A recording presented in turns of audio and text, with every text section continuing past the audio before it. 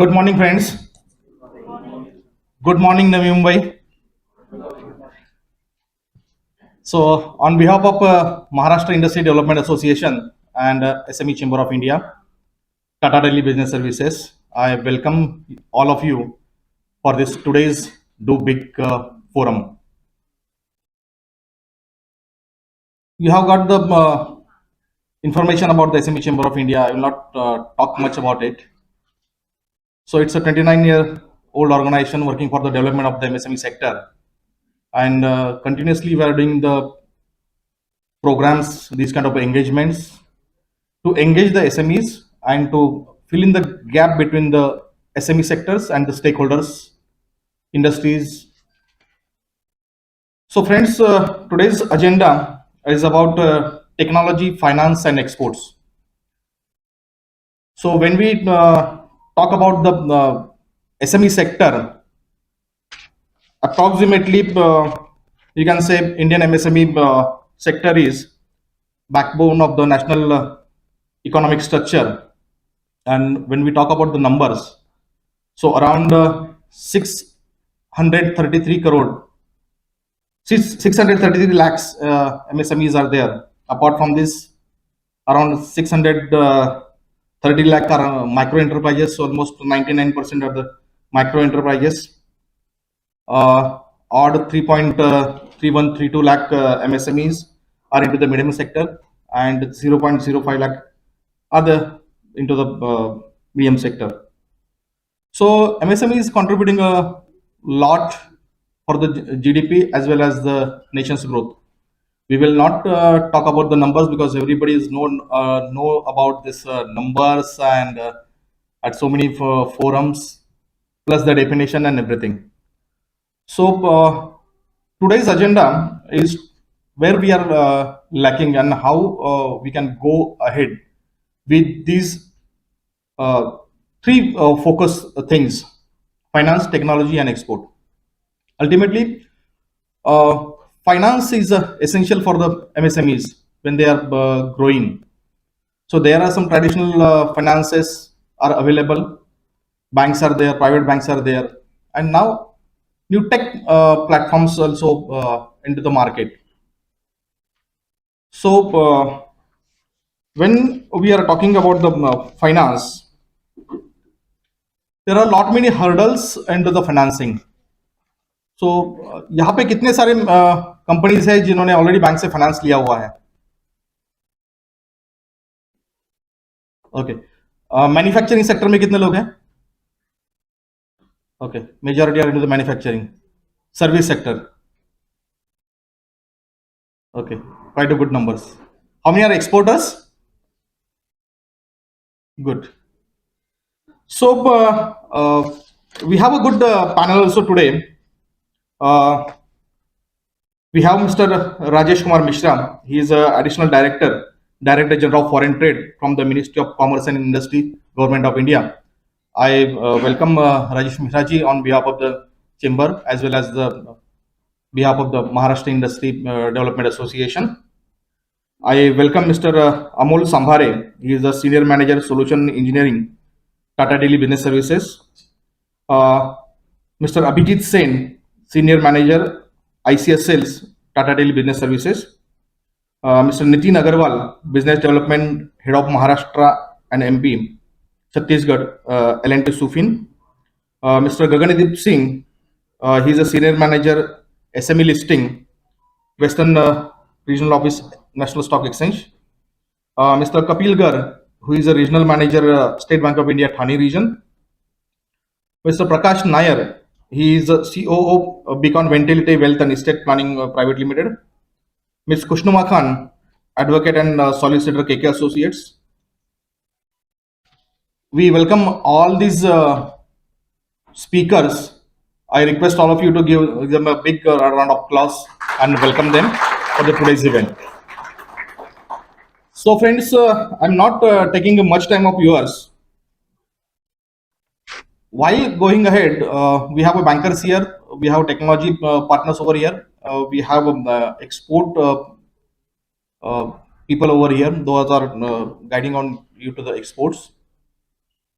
Main thing is this: when you are talking about the finance, you have to see the alternate sources of the financing available into the market.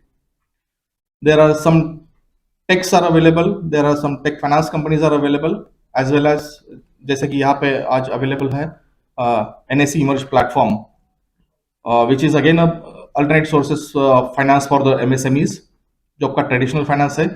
वहां से हटके आप अगर कुछ आगे करना चाहते हो, जैसे कि आज टाटा डेली बोल रहा है कि डू बिग, ऐसा एसएमईज को अगर डू बिग कुछ करना है, नेक्स्ट स्टेप नेक्स्ट लेवल पे जाना है, so you can come on the NSE platform, NSE emerge platform basically. So around about more than 470 companies are listed, am I right, Gagandeep? And 46,000 crore capital they have raised on this MSME platform, NSE emerge platform. So sources are available into the market. You have to see what are the opportunities available, how you can utilize those opportunities, and how that opportunities can be uh, next taken ahead to your business.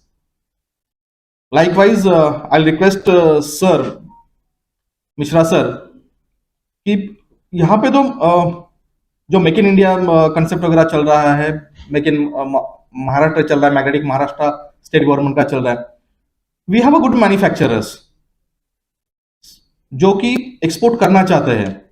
What will be the hurdles to the export, how they overcome to this hurdles. Mishra sir थोड़ा सा इस SMEs को guide कर लीजिए. यहाँ पे कुछ startups भी है, उनको भी थोड़ा आपका मार्गदर्शन लगेगा.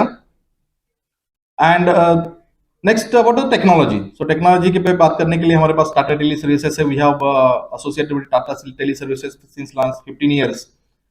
एंड जो अपग्रेडेड टेक्नोलॉजी आ रहा है, वो टेक्नोलॉजी यूज करके how you can what we can say enhance your manufacturing. Manufacturing के को कैसे बढ़ावा दे सकते हैं, वहां पे प्रोडक्ट डेवलपमेंट कैसा कर सकते हैं. Industry 4.0 is coming, AI is coming. How you can consolidate this technology and take your business to the next level, that we have to see. So friends, I welcome all of you for the today's program, Do Big Forum, in association with L&T Sufin, e-commerce partner, NAC Emerge, exchange partner, Sibyl, credit empowering partner, and it's supported by Beacon Ventivity. I welcome all of you, and I will request Rajesh Kumar Mishra ji to guide us. Please, sir. Good morning to all of you, the organizers of the workshop seminar, and the people who are participating in this to gain some information, knowledge, and wisdom. Export is a very important sector of the Indian economy. You are aware of it. The pillars of growth which are there, a country which is exporting more is sure to become more wealthy and provide a better lifestyle and quality of life to its citizens. The role of SMEs, that is the small and medium enterprises, and micro, which are trying to become small, is for all to see. For preparing for delivery today of a speech, I was going through how the growth has taken place across the developed countries.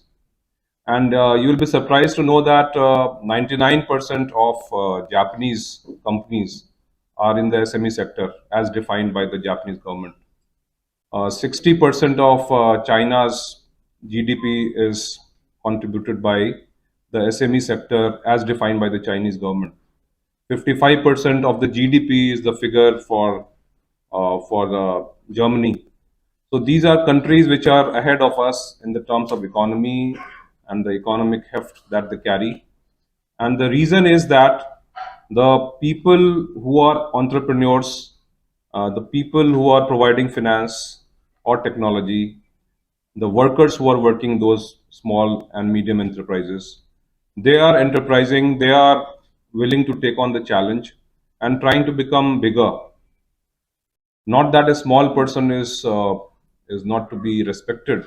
But in the world of economy, if you are trying to grow, the only way forward is to increase your quality and increase your turnover, increase your competitiveness, so that you are able to reach out to people, reach out to markets which are waiting to be tapped.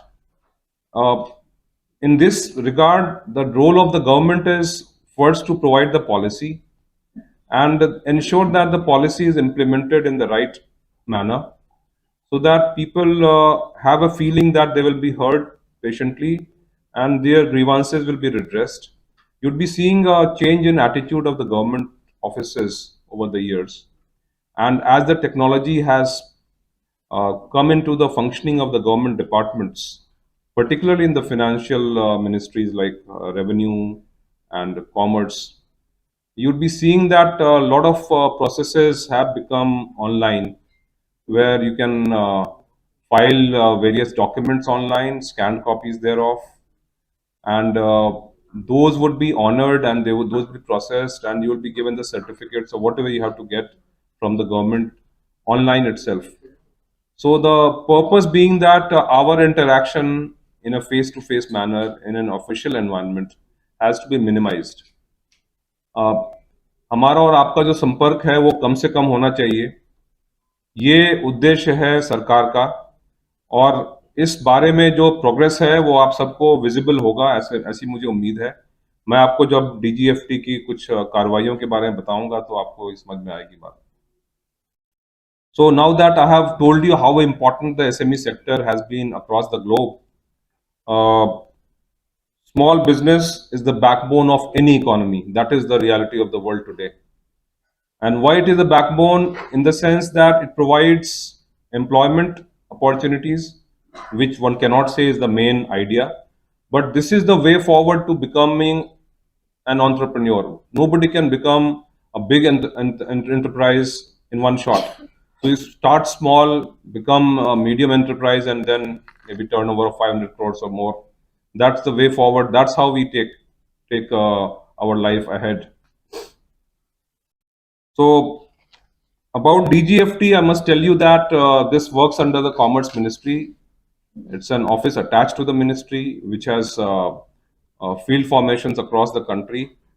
I happen to be currently the Additional Director General of Foreign Trade in Mumbai, heading the Western Zone, which is spread across Maharashtra and Madhya Pradesh and Gujarat and Goa.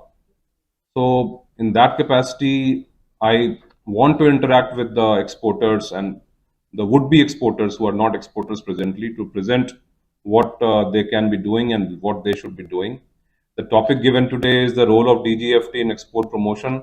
Export promotion is one thing which is very, very close to the heart and mind of the government presently, and it has to be at all times. So, in that sense, I would talk to you about various facilities or various kind of instruments that the DGFT is handling, so that you are aware about what is the way forward. I am seeing among the list of speakers, there is nobody from the MSME ministry or department here, right, Rajiv? Okay, fair enough. So MSME is a ministry which handles work related to micro, small, and medium enterprises. As I represent the government, I must tell you that you must be aware of what exactly schemes MSME ministry has for the small and medium enterprises. So I would advise you to go through that and understand what facilities are available to you. Because if you don't have the knowledge, you cannot really get benefit out of it. And in this age of internet and resources being available across, it can be nobody's argument that I don't know. You must know. And my advice to you is, whoever visits me, I tell them, buy a copy of a book if you cannot read online, and read that and become aware. Because unless you are aware, you cannot benefit of a scheme which the banks have provided, which the ministry has given.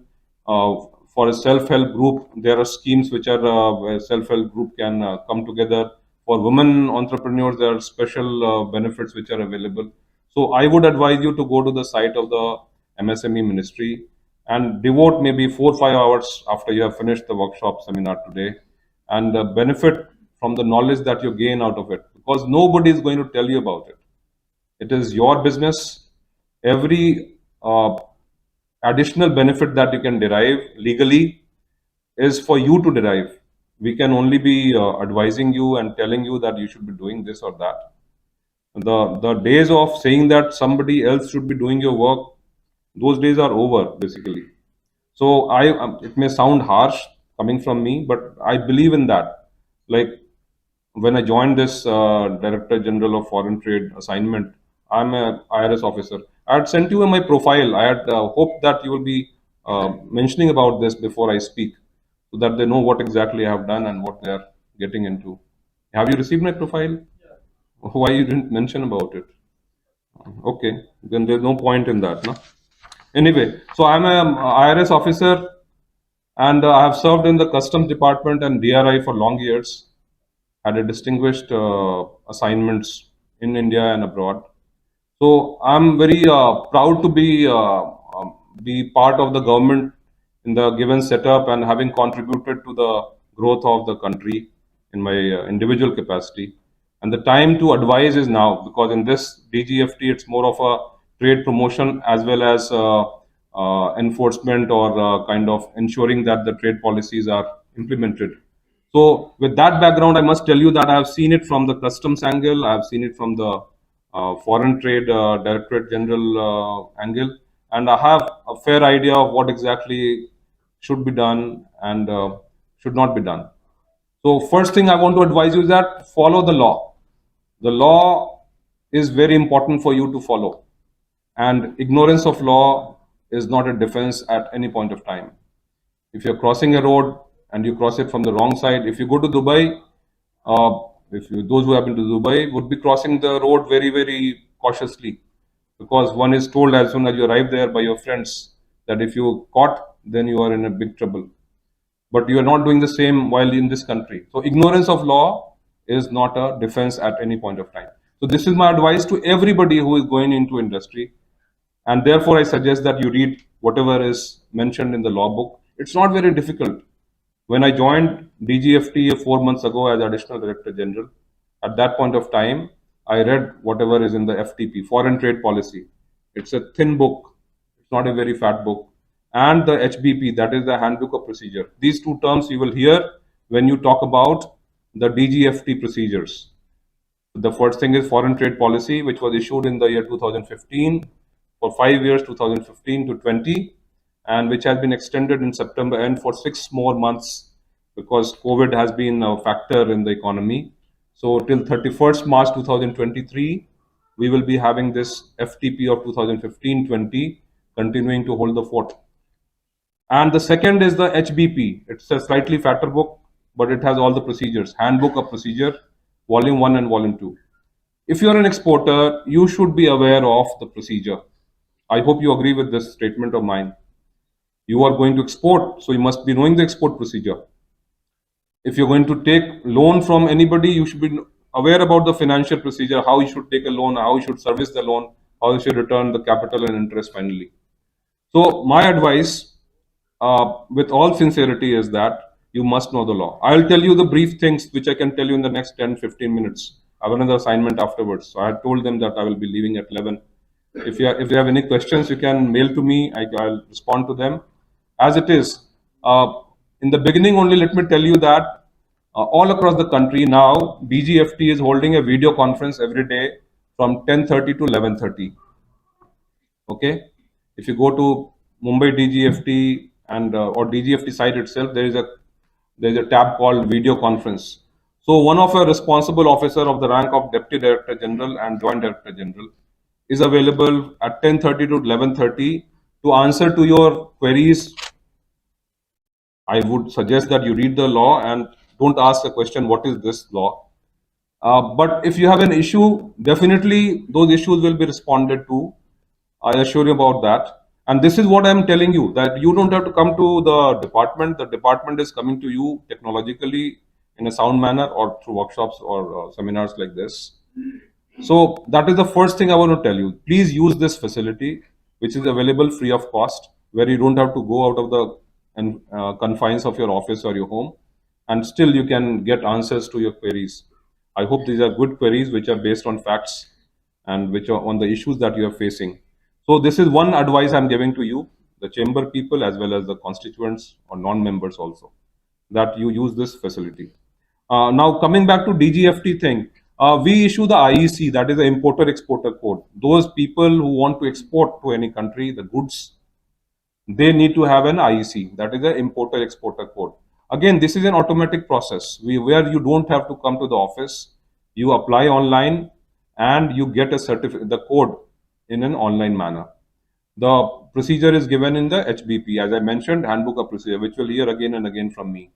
These are detailed and these are in a very holistic manner where nothing is left to imagination. That you are taken step by step and you can get an IEC.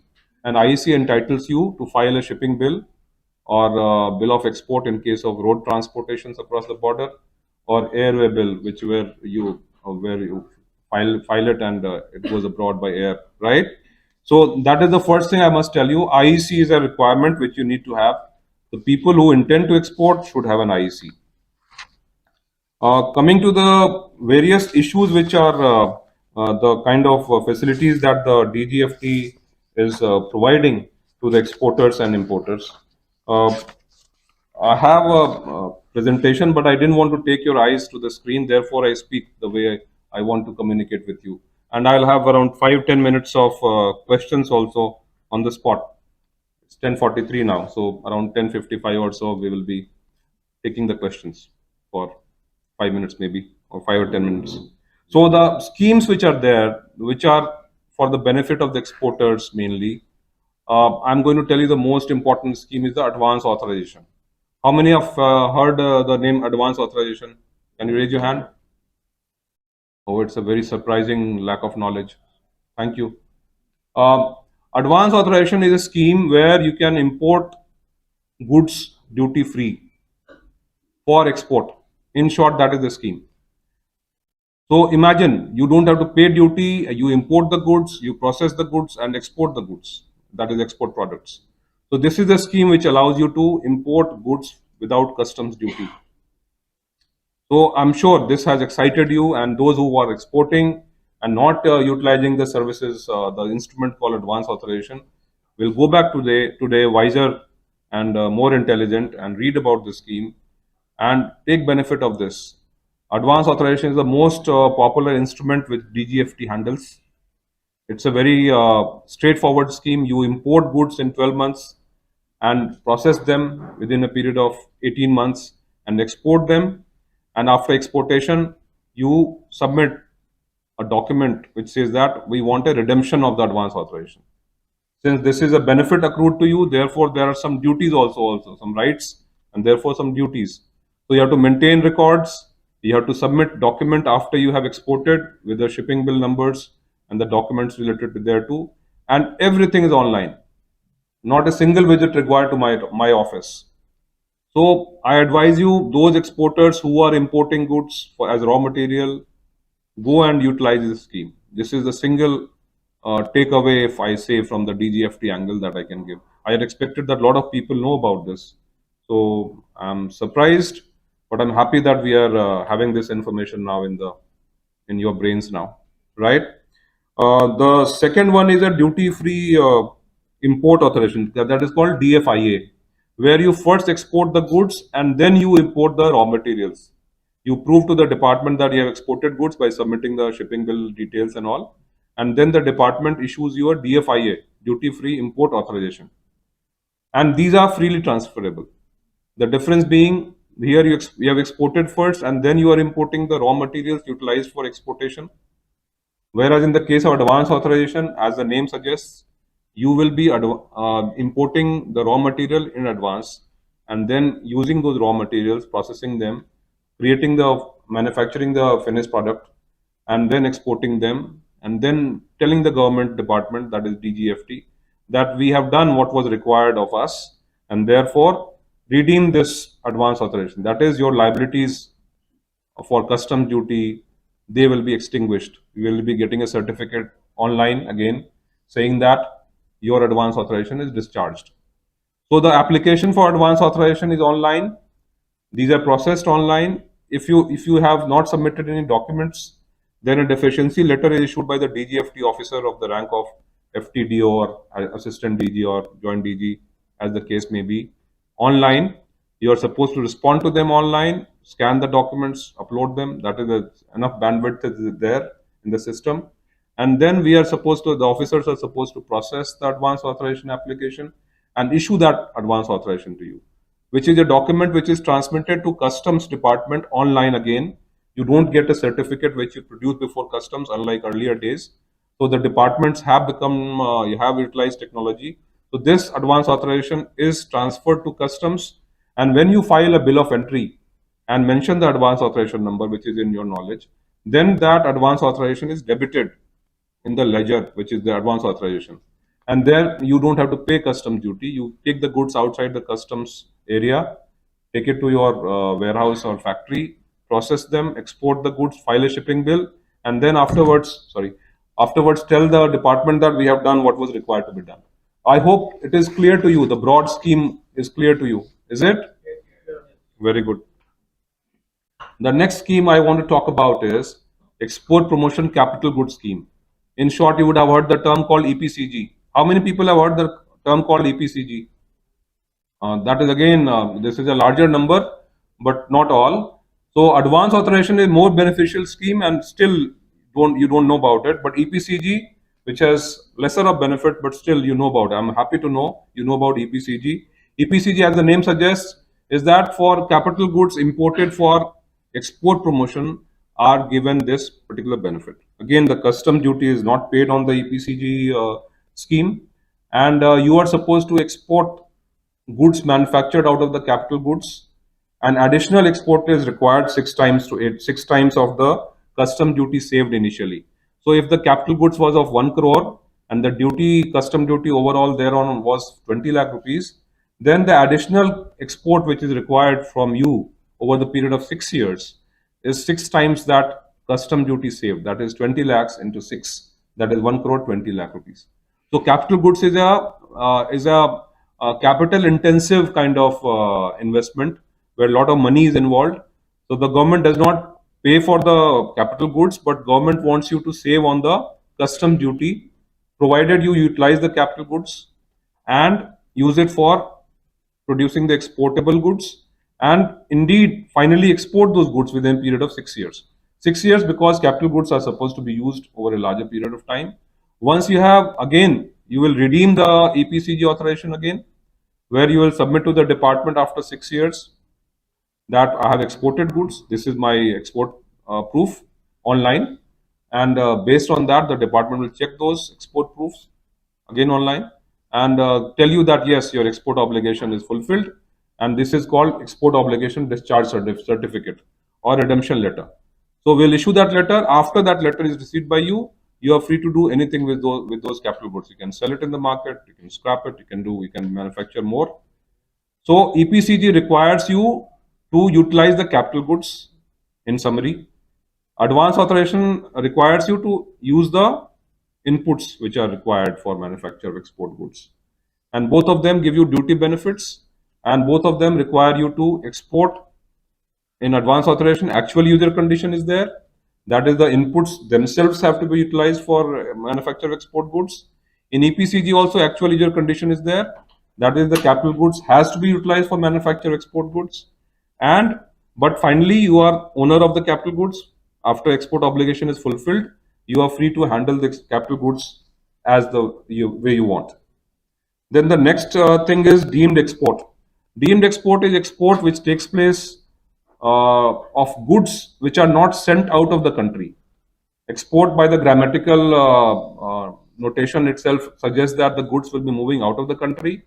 In the case of deemed export, the goods do not move out of the country, but still you get the benefits, like the supplies to EOU or supply to UN body or supply to ICB, International Competitive Bidding projects, where the contractors and subcontractors are supplied goods.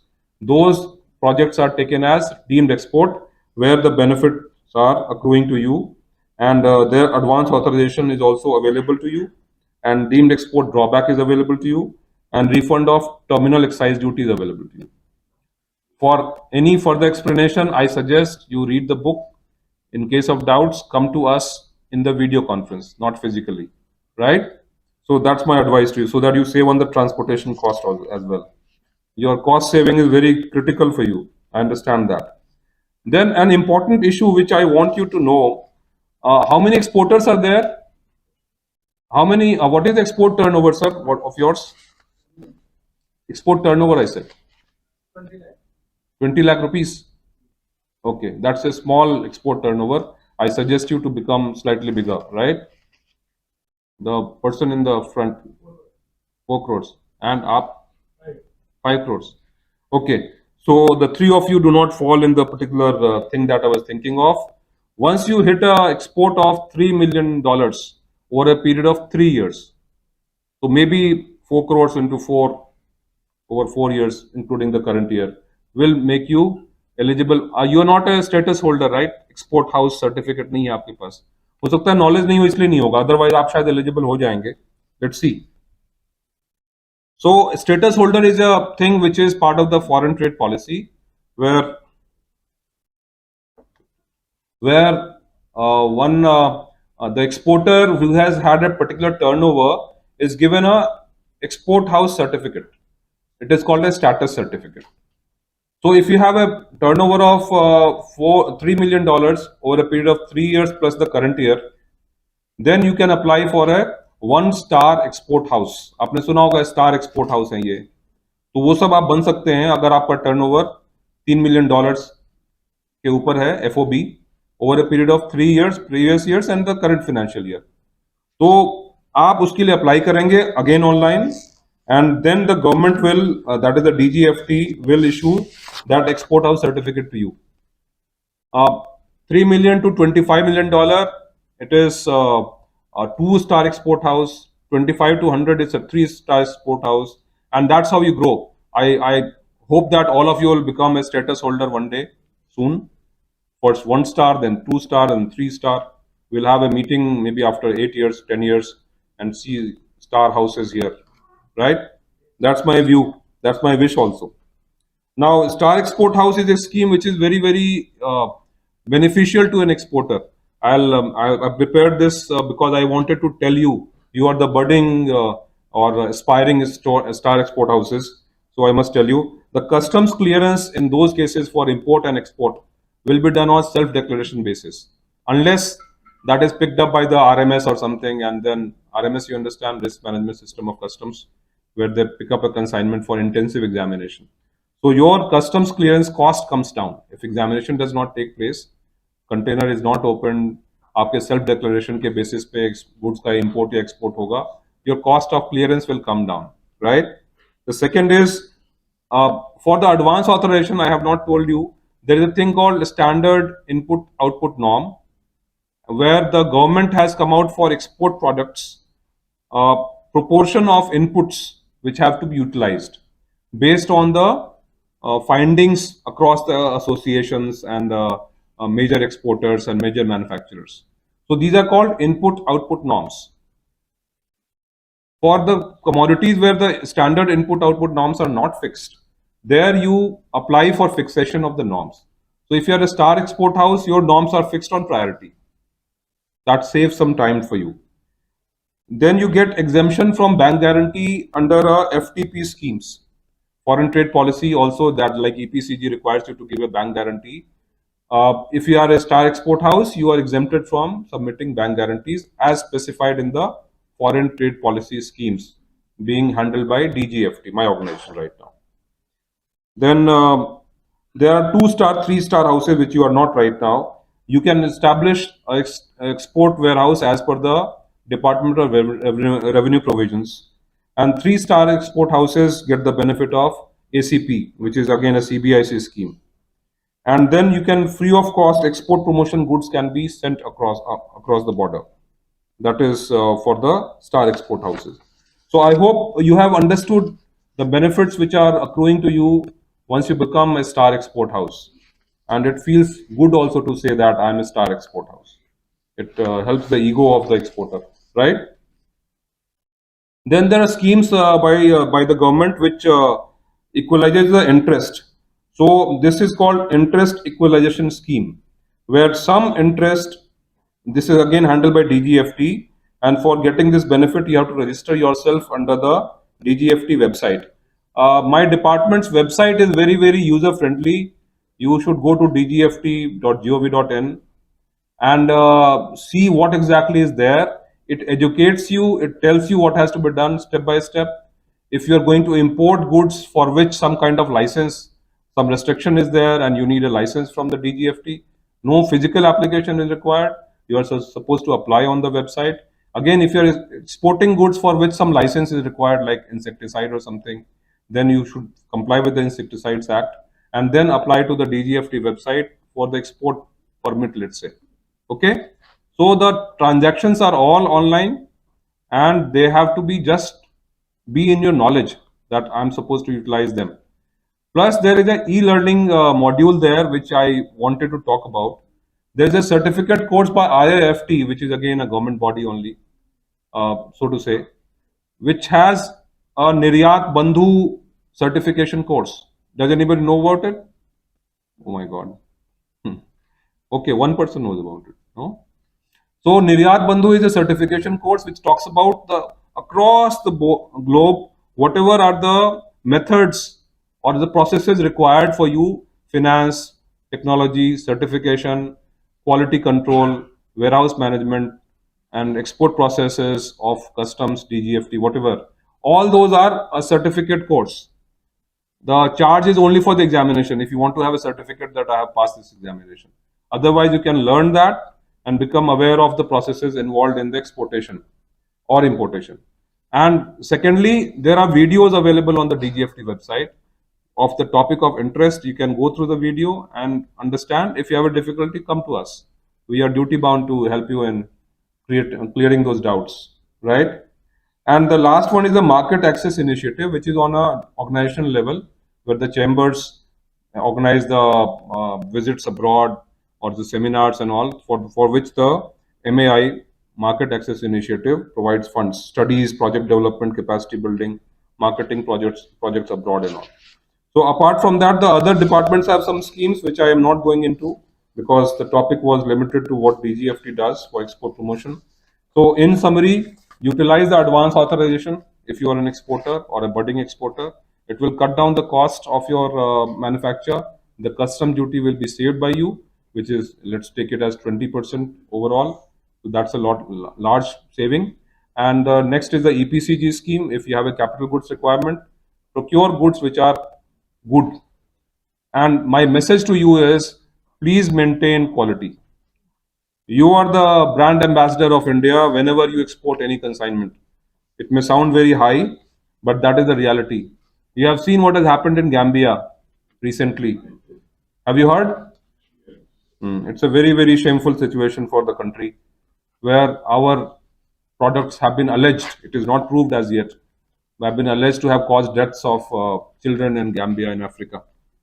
So those who are in pharmaceutical industry, definitely, whether you supply to Indian consumers or consumers abroad, I request you that you follow the GMP, good manufacturing practices, and maintain the safety and cleanliness record which is required of those goods.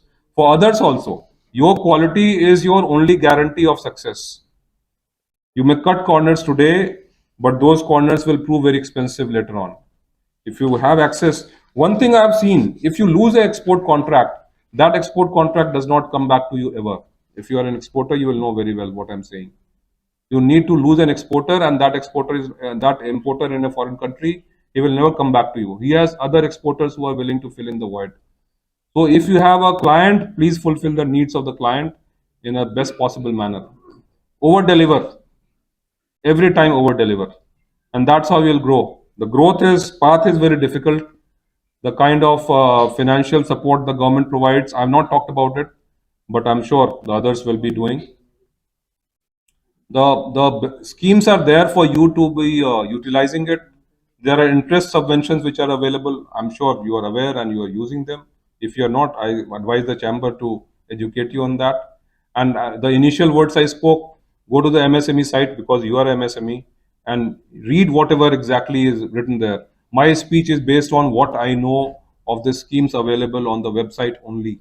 There's nothing I create out of thin air, either FTP or HBP or the website or the minister's statement or the parliament questions.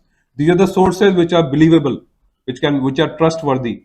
Everything else everybody else says without evidence cannot be trusted. But what I have told you, that advance authorization is a scheme which is online. You will get all authorizations online without visiting the office. This is a fact of the life. You will get the EODC, that is the export obligation discharge, online. That is a fact of life. And I will be held liable if I'm not fulfilling that role. Okay?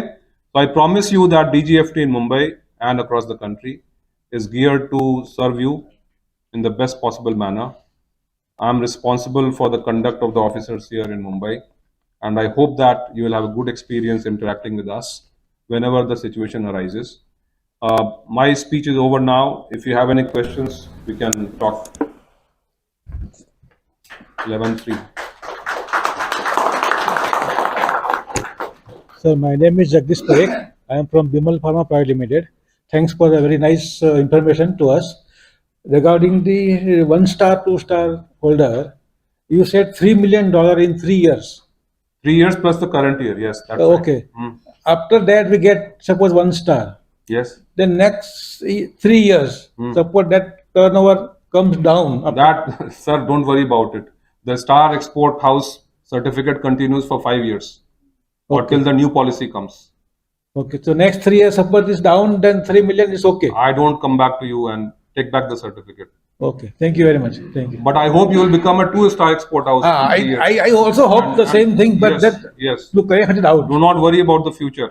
Very right? good. Thank you, Okay. sir. Thank Okay. you. IEC code is not renewed in time, and what is the procedure how to revalidate it? If you have not done the certification required, then that site itself provides you for update your IC, provide documents and so on and so forth. If your IC is suspended due to some reason, and it has become non-active, then you come back to us, write an email to us, we'll guide you on that regard. Is your IC suspended or something? No, it was never used. We only opened and then we never used. That IC should be active unless some other requirements have not been fulfilled. You check first. If it is shown as inactive, come back to us. Anybody Yeah. else? Hello, sir. Yes. We are exporting for our customers. They are the exporters. So can we import capital goods and show us deem exports under job work? Look, if you are exporting and somebody else is filing a shipping bill, Yes, that somebody else who is filing a shipping bill becomes the exporter, correct. and you become the Team supporting exporter. manufacturer. Yes, So the benefits accrue to the person who is exporting, yes. right? Which benefit you are looking at? We will be importing capital goods, machinery So you under EPCG.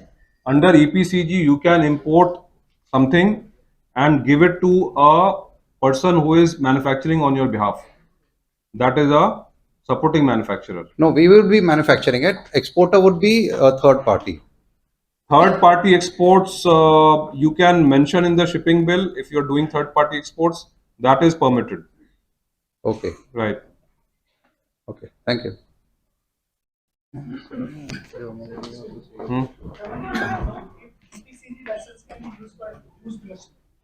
EPCG for new machines. Used. No, it is not. Second time it says not. No. But buy new machines, they are better, I think. Yeah. Okay. Thank you very much for the patient hearing. Thank you very much sir, आपका बहुत बहुत शुक्रिया ये सब scheme के ऊपर elaborate करने के लिए and to enhance the knowledge of this MSMEs. We are regularly conducting these kind of programs. In fact, we have invited today DIC and MSME Development Institute people, but due to some their pre-scheduled meetings, they were not available here. But we are doing regular activities. We are doing a next program. We are doing in Nasik, all over across India. We are conducting these kind of events.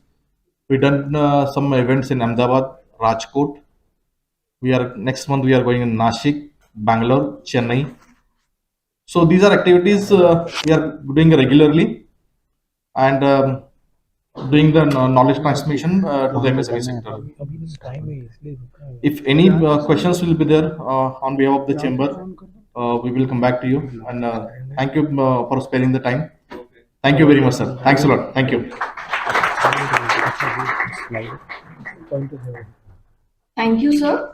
Now, I would like to call upon Mr. Amol Sambhare, who is the Deputy General Manager, Tata Telebusiness Services, for the live demo. Hello everyone, my name is Amol Sambhare.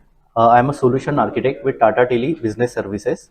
I am having more than 18 years of experience in networking and telecom domain. So today we are going to discuss about Tata Tele Services strength, what are the portfolio we are having, and we'll discuss about 2-3 product as well. So the product need to evolve in order to meet the arising needs of the market. Okay, this is the major thing. So what it means? It means, so whatever product or whatever services we are taking, that should fulfill our requirement, or we can opt the services which can fulfill our one or more than one pain points. So this is the in that way we call them as a product need to evolve in order to increase our or understand our business needs. So this is our product strength. We have around 1,25,000 plus optical fiber spread across India.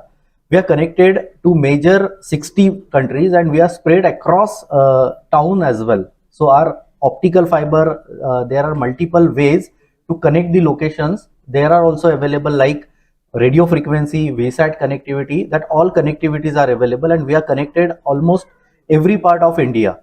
Then we have 1,000 plus enterprise team available. We have 1,60,000 plus field engineers are available.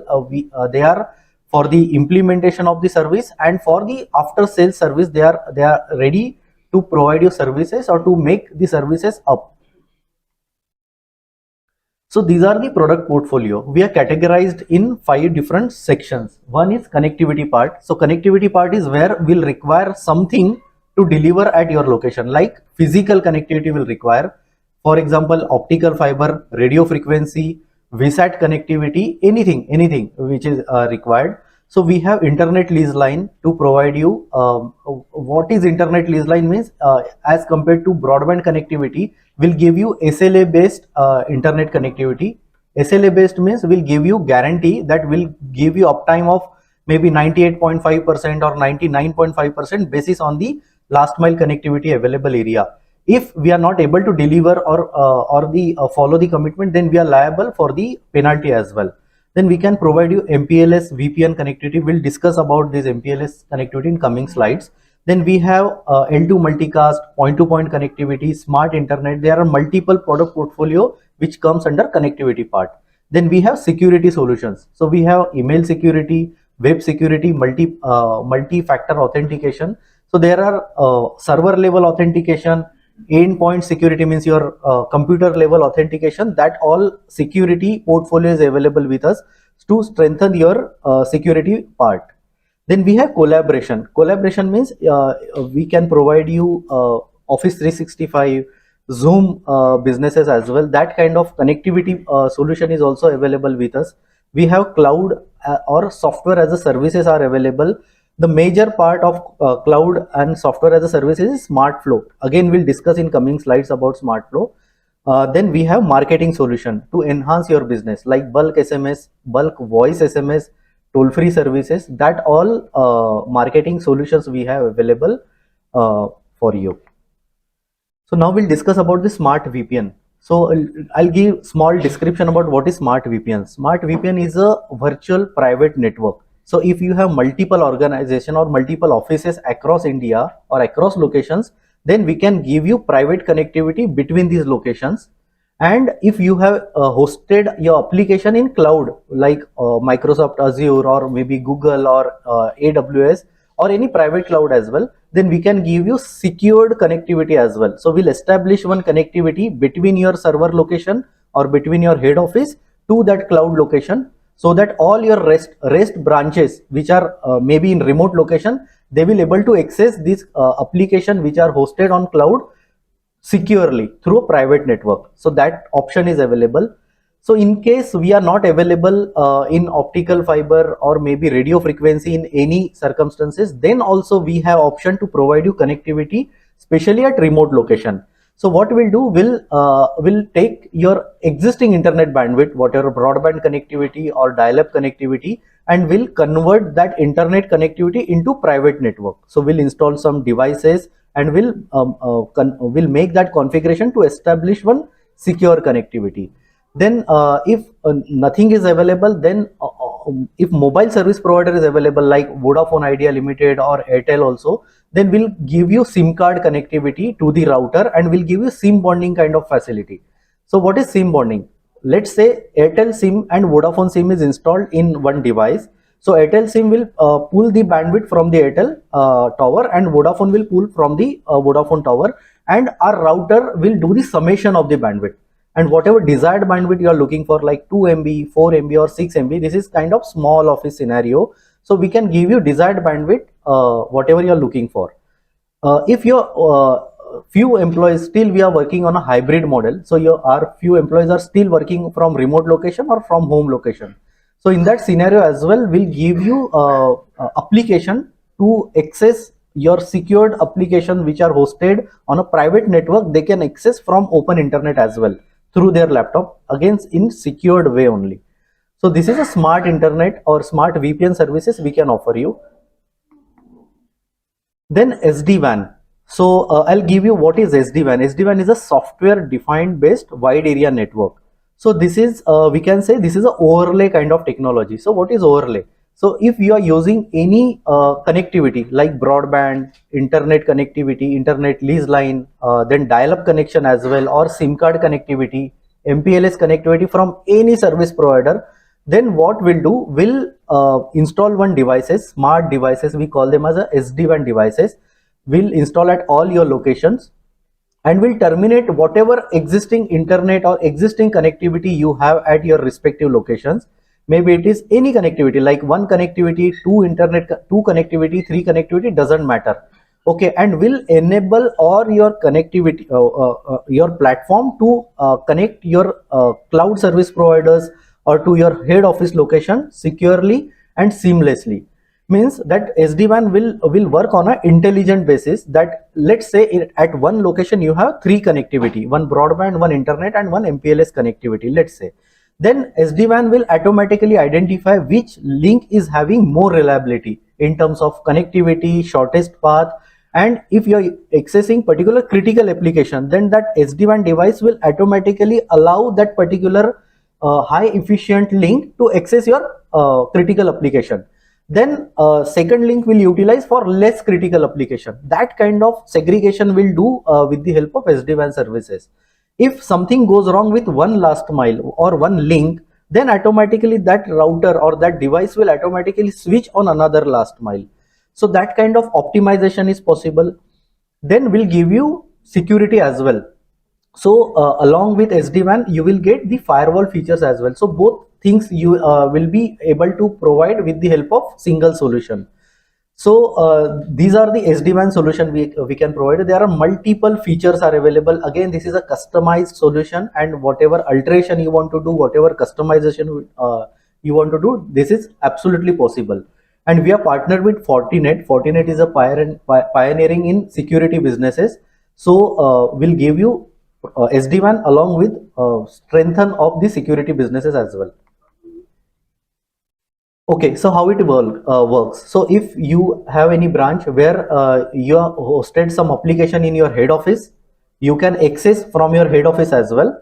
Otherwise, if you have hosted something on cloud as well, Google or AWS as Azure, then also you can access through your head office, or you can use your central breakout, like from local, means from branch level also you can access these applications which are hosted on a cloud on a secured basis. So that kind of permutation and combination are available in SD-WAN solution. Okay, now we'll discuss about the SmartFlow. SmartFlow is nothing but a cloud telephony solution. This is widely accepting solution nowadays. In tradition, what we are using normal PRI connectivity or SIP connectivity to enable you voice communication.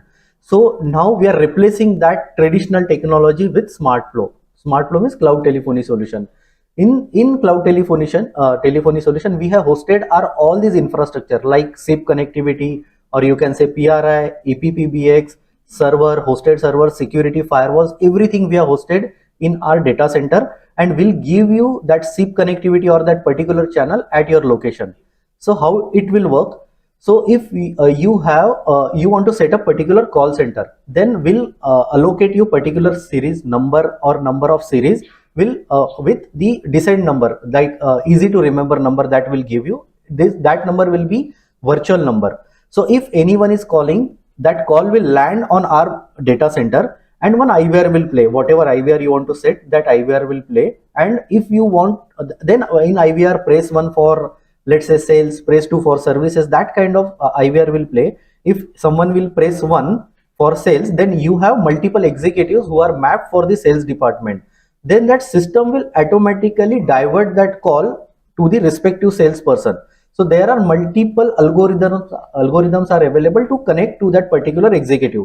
So random, or you can say sequence wise, that multiple AI based algorithms are set up. Basis on that, that call will connect to that particular executive. That executive doesn't require to sit in office. He can be in office, he can be at remote location, he can be at home as well. The important point is he should be available to attend that call. Okay. So again, will give you 99.5% of uptime with the solution. Anyways, that services are hosted in a data center, so you will get 100% of uptime with complete security. So how security will happen? We run multiple audit tests. VAPT is a one we can say pattern from where we run the test, vulnerability assessment and penetration testing. So our third party auditors come into our infrastructure, they check, they audit the services, and they update us about any vulnerability or any loopholes are available or not. And basis on that, every quarter we do that, we can say manthan, and we'll update that particular patches, or we'll try to resolve that kind of security threats. So in that way, we provide you completely secured infrastructure. So this is a part of connectivity things. Now how as an admin or as a IT head who are sitting at remote office location or at his home, how he will able to monitor whether his agents are attending calls. So we give you particular portal to the admin to monitor complete performance. Performance means how many calls received, which call got missed, how much time they spent with the customer, everything your admin will able to see. And we'll give you recordings as well. So our recording is available for 9 months. If you want recording for more than 9 months as well, then we have provision to keep the recording for more than 9 months as well, for audit or for any inspection kind of purpose. So that facility is also available. And again, it is completely flexible. If you are using any application like CRM or any ERP application, and you want to sync that application with SmartFlow, that is also possible. We have public, or we can say open APIs are available that we can integrate with your CRM.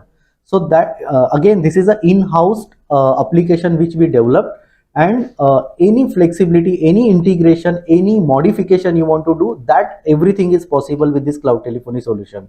It is completely flexible. You want to start with 10 channels to 1000 channel, it is completely okay, it is completely available. If you want to upgrade the services at the next moment of time, we'll able to upgrade that services, because all infrastructure is already available in our data center. So you need to just place the requirement and we'll upgrade from the backend services.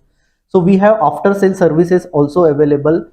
They are sitting at across locations. So if you have any kind of problem, like to understand the portal, to understand the features, to after sales service as well, if you are facing any kind of issue, like you are not able to add agent, you are not able to modify agent, then our team is available to assist you, or they can make the changes on behalf of you. Again, this is secured portal, so whatever data is storing in the portal are not visible to our employees. Okay, so it is completely secured, and it is completely encrypted with the help of APIs. Okay, so this is a smart flow. We can use the smart flow for typical inbound operations. We can use for outbound operations as well, like marketing scenarios. We can use for missed call services as well as OBD services as well. OBD means on outbound services.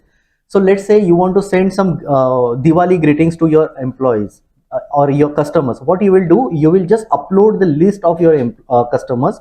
You will type particular message what you want to type, or you can upload your professional voice recording as well. So if you will type something, then it will convert into the voice file. So that conversion will happen automatically. And third thing, when you want to set up that particular message or call, so once you will do that 1 2 3 things, and you will just start at particular duration to that particular set of customers, that voice SMS will trigger. So that ring will come on that particular employee. Once he will, employee or customer, once he will pick up that call, that recording will play. He thank you, or we are from this organization, wish you happy Diwali, or whatever you want to communicate, any important message, any SOS message, anything you want to communicate through voice, that is possible through OBD solution. Okay, then we have Office 365 as well. So we are partnered with Microsoft to provide you Office 365. So the important question is, why Tata Tele Business Services to offer Office 365? Is Microsoft is already available to provide that services. So okay, we'll discuss about why TTBS, because we are technology partner, we are providing services. So we have experts are available to provide you the services, after sale services. So we are available 24/7. If you want to implement something, if you want to migrate from any traditional services on Office 365 or paper licenses from Office to Office 365, everything is, our experts are help you to migrate that thing to implementation, new things as well. So they are available. Then we can provide you customized commercial plan as well. We have monthly, quarterly, half yearly and yearly plans are available. We are completely flexible in that things, and we are a one-stop solution. So you will have to coordinate with only single you can say communication manager or partner manager, who will able to provide you any communication or this kind of services, including internet connectivity part, or software as a services, smart flow, VPN services, and Office 365. So if you have any sales related query, after sales related query, or billing related query, you will have to connect only single point of person for all related telecom requirements. So that's what Office 365 is important for Tata Tele Services, to give you complete portfolio. So okay, so if you have any query, or you want to you have any feedback, you can connect with us on Do Big Session, or this is toll free number, this is mail ID, or you can connect with us as well on social media platform. So after me, we have Mr. Abhijit is there, who is expert in Zoom. So he will walk through the Zoom product portfolio. So thank you very much for your time and your patience. Thank you. So if you have any query, you may please ask anything. I'll try to answer your query.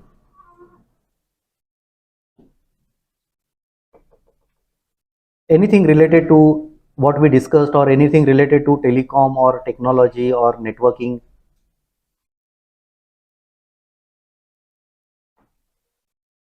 Yes, please. Like recently, lot of actions are having with. Hi, my name is Swaraj. I'm from Single Resources. We are businessman and consulting company based at World Trade Center of Paris. Okay. So there are various clients which we cater, irrespective of industrial location.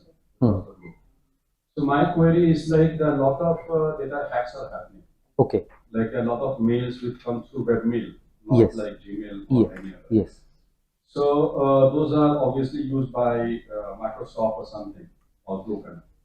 So that there are various data hacks which comes in. Correct. Like attachment, this is your purchase order or something like that. Sometimes there are mails also which automatically open and get hacked. So although a lot of offices uses antiviruses services like McAfee or Norton something. Now various clients have complained that even McAfee and all, the biggest one, they have not been able to stop that. Correct. Viruses and hacks. Correct. Recently, my personal computer got a ransom. So the whole laptop got crashed. Okay. Not able to recover. Okay.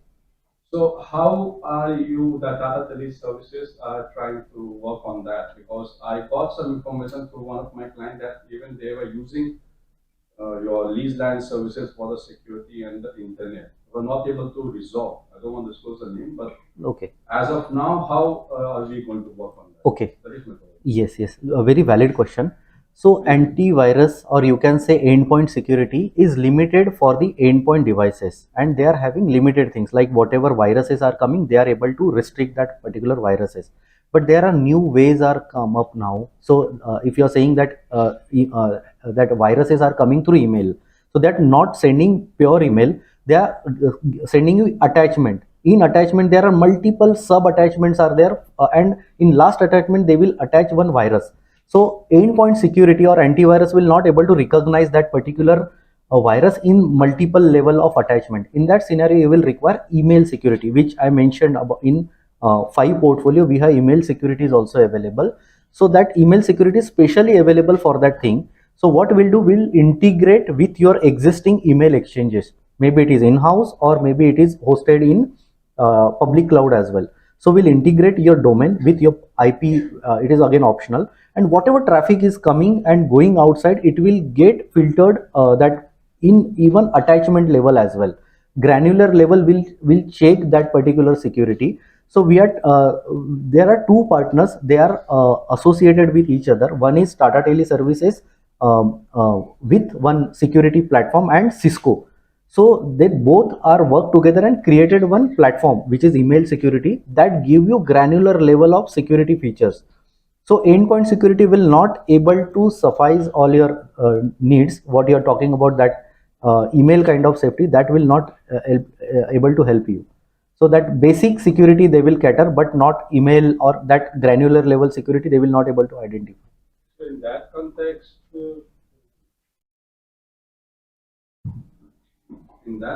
one more thing comes in. That means you need to have the whole email access, whatever conversation, whatever transaction is happening over the email with our clients, with some are confidential, some are non-disclosure. That means you need access to all of that. No, no, no, no. Will not require any access. How are you going to filter that? Yes, yes, yes.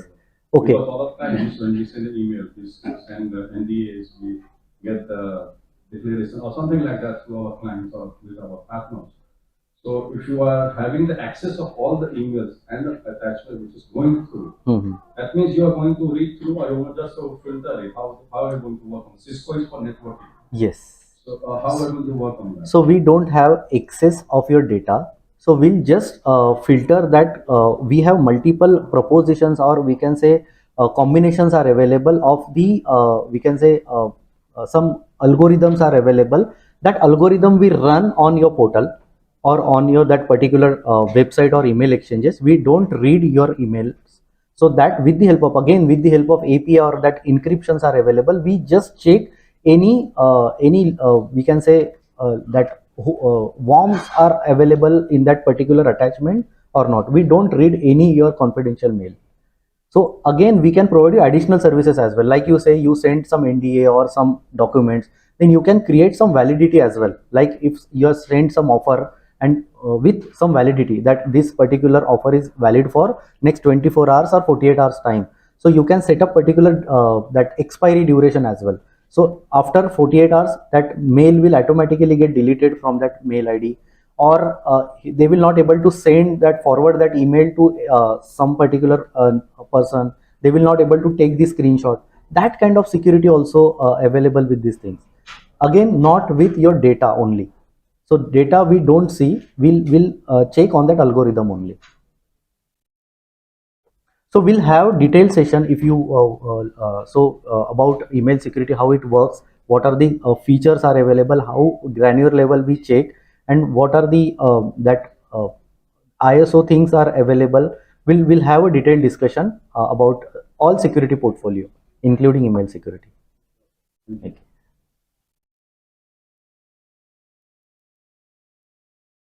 Okay, thank you very much for your time. Thank you very much. Thank you, Mr. Amol Sambhare. Now I would like to call upon Mr. Abhijit Sen, who is the Deputy General Manager, Tata Tele Business Services, for his presentation. So good morning, everyone. So I am Abhijit Sen, product specialist for Zoom in Tata Tele Services. So probably Tata Tele Services, which you all know, has been more a leading player into a telco.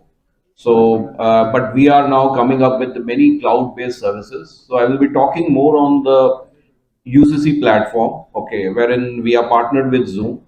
So probably I will talk more on the Zoom portfolio, how it has changed the business model after COVID, and what are the live use cases where companies are adopting Zoom. Okay, and that's a video-based technology. So can we know in the room how many have used Zoom technology? If you can just raise your hand. So almost everyone, right? And all must have used it for meeting purpose, right? So that is the online meeting. But Zoom has more than that. So probably I will run the video for you. Okay, you can at least see how the things has changed, how the business has got changed, how things has become very easier when while you are connected on a video platform.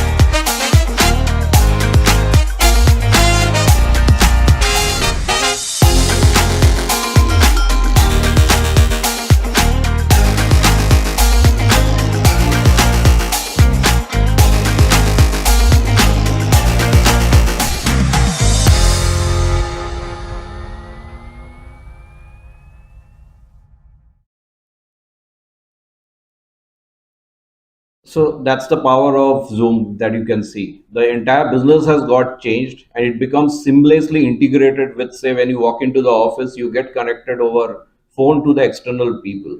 So probably we may right now are doing some kind of a call client meeting physically. So now it has got changed with the video technology where you can get connected with the outside world. It's not only the meetings, but also when you are into a conference room setup, okay, into a boardroom, you get connected without any device or a LAN connectivity to be there, and you just punch in with the keyword and you get connected to the outside world on the monitor. So that's the strength on the Zoom front, okay, where the businesses has evolved with the change in the video technology. So I will talk more about what are the product construct for Zoom. It is not only the meeting licenses, but what more than that. Second, it will be some kind of a live cases where companies has adopted this. You can also see in your business, in your company, how it can fit into your companies, this particular line of services, and then we move forward. So the video conference market, if I see in India, it's something around 13,000 crore. Okay, and Zoom has been making millions and billions out of it. And so in India, it's a 1,200 crore market, and it's growing at a 16%. Mostly, you may have used Zoom, say in COVID period, but post COVID period, after the return to office and the hybrid mode of working, most of the business has now adopted video technology, be it any other service platform service provider. So, but they have come with Zoom. There are reasons for it. What are the reasons we will see in it? Okay, and with it also there are three driving factors with which people or company looks at. The one is the AI built in it. the cloud-based solutions, and the IoT factor, which drives the particular Zoom business about. So if you see the wheel, so this is the Zoom wheel, which has the product construct. If you see the blue, light blue shape, so it has the Zoom meeting. So Zoom meeting has three kind of variants in it. Based on your need, based on the company size, you will pick up the particular meeting licenses. And then it also has audio conferencing in it. Okay, something like when you are not connected through video and your data connectivity is very poor, or you are into a remotest of location and you want to get on a bridge. So Zoom audio bridge is available where you can dial in and dial out in a domestic setup. So Zoom audio conferencing is something we don't know, but that's available in India. Something on an add-on pack which normally company looks at. So if I have to say, Zoom supports you with a large audience, large participants gathering till up to 1,000 participants. So it can support you as many as thousands. If you are doing some kind of seminar or webinar on a regular basis, so you can come on an online webinar, you can pick it up and you can conduct that session which can go up to 50,000. So why webinars? Because you're not geographically restricted anywhere. You can invite the participants from across the country, from internationally, from anywhere, and they can just join in and can participate in that event. So that gathering can be up to 50,000. So that's the kind of support you get, and with HD clarity of video and audio in it. And then there is something which I talked about, Zoom Room, wherein most of the companies have a conference room in their own offices. Okay, and now in a typical conference room setup, you must have seen a monitor with the speakers, microphones, and a camera as an external accessories. Now we can see something as a one hardware which has an inbuilt speakers, inbuilt microphone, inbuilt camera in it. So this is something in display here. Okay, so that is tied up in which Zoom is enabled in it, and you just walk into your particular conference room with your devices, be it your mobile or a laptop, and you get connected by just punching the keyword to the external world. So that's how easy the conference gets connected, and you get started with a conference meeting with a client. So Zoom Conference Room is another product portfolio which comes as an add-on pack with the basic meeting licenses. And then you have, yes, definitely each of the variants has a particular restriction on the cloud storage. So if I have to talk about the basic license starts with 5 GB, with business going up to 5 GB. The advanced version, which is the enterprise, so it has the unlimited capacity to store. But if you require somewhere more than 5 GB per license, then you need to take cloud storage as an add-on pack to it. So that's the product which is live, which is currently available in India, but some due to be launched, something like Zoom Phone, which people are actually expecting. Zoom Phone will be something where you normally do a physical phone, but it will be a cloud-based phone through internet. Okay, it will be something like VoIP kind of a calls that you will be doing through internet or through an app, and you get easily connected to the other person, and it will be a very feature-rich product. So it's very popular outside India. In India, it has not got launched because of the TRI regulation. So it is under process, and maybe by next year or in the beginning of the next year, you can see this particular things coming up. Zoom, the orange pie which you see, why most companies look for Zoom kind of a solution, because they have, is anyone out here who is a edutech or a fintech kind of a company, or a pharma tech, any IT company? So probably most of the, so you are IT into which fintech. So fintech companies, so definitely you will be having your own in-house software, right? So fintech companies for in-house software, and you want to collaborate it with any of the video platform. Okay, wherein this orange pie actually helps the developer in your company to integrate with the video platform. So any edutech, say for example, any IT companies who is dealing with the educational learning modules, okay, and they tend to integrate this with the video platform. Okay, they look for this kind of service because there are many APIs and SDKs which are available in the Zoom.us open website. Okay, and these are all open APIs which is available. So it gets seamlessly integrated, and most of the IT companies, edutech, I can say edutech, fintech, or pharma tech companies look forward to it, because they find their in-house software to get integrated, and that becomes the front player. Okay, and at the back end the video runs over it, so which means that it has a white labeling on it. It doesn't show Zoom as a core branding which is happening. Okay, so that is available.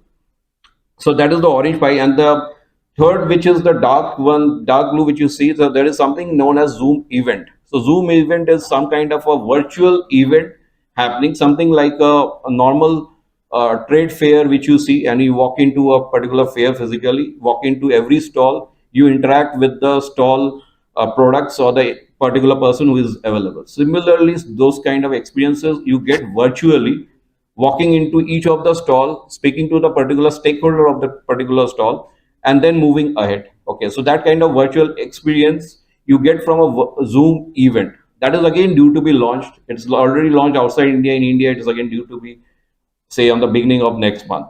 So that's the product concern. On the left, it is already available in India. But the entire Zoom wheel which you see, it has the entire range of services, and it keeps on innovating, because every innovation of Zoom is on the video first approach. So anything related to very collaboration on video, so they do the innovation and then give it back to the companies. So moving on, this is the kind of setup that you see. So this is what I was talking about on the conference room. You walk in with your devices, punch in the keywords, and you get connected to the frame or the monitor which you see which is mounted over the wall. So that kind of conference next generation solution you look at. So this is the kind of display which you have. So there are 9 speakers inbuilt in it, 9 cameras inbuilt in it, and each of the participants who are in the room, the frame gets captured out in the screen itself, and you then, in one particular frame, there are so many people keeps on talking. So one particular person whose voice is audible, the monitor captures the particular person's voice. So that clarity is there. Then again, it shows the Zoom can be connected through any of the devices, be it your mobile, be it your tab or a laptop. So that kind of flexibility is there. So this is where you can see so many devices get connected. There is no headache to the IT manager who is there. It's one-stop shop for this. Moving ahead, this is the innovation. Any kind of innovation which happens in Zoom, it is the video first approach. That is what it is taken. And reason why it has been adopted and by most of the companies is because it is flexible, user friendly, it is very secured, and that's how it is. Okay, and it's rich, and there are many features embedded in it. So as I talk about the integration of the APIs, open APIs available, SDKs. So these are few of the things which the developer companies or developers look at. Okay, so many EdTech or IT tech companies which I talk about, so they look up about this kind of features.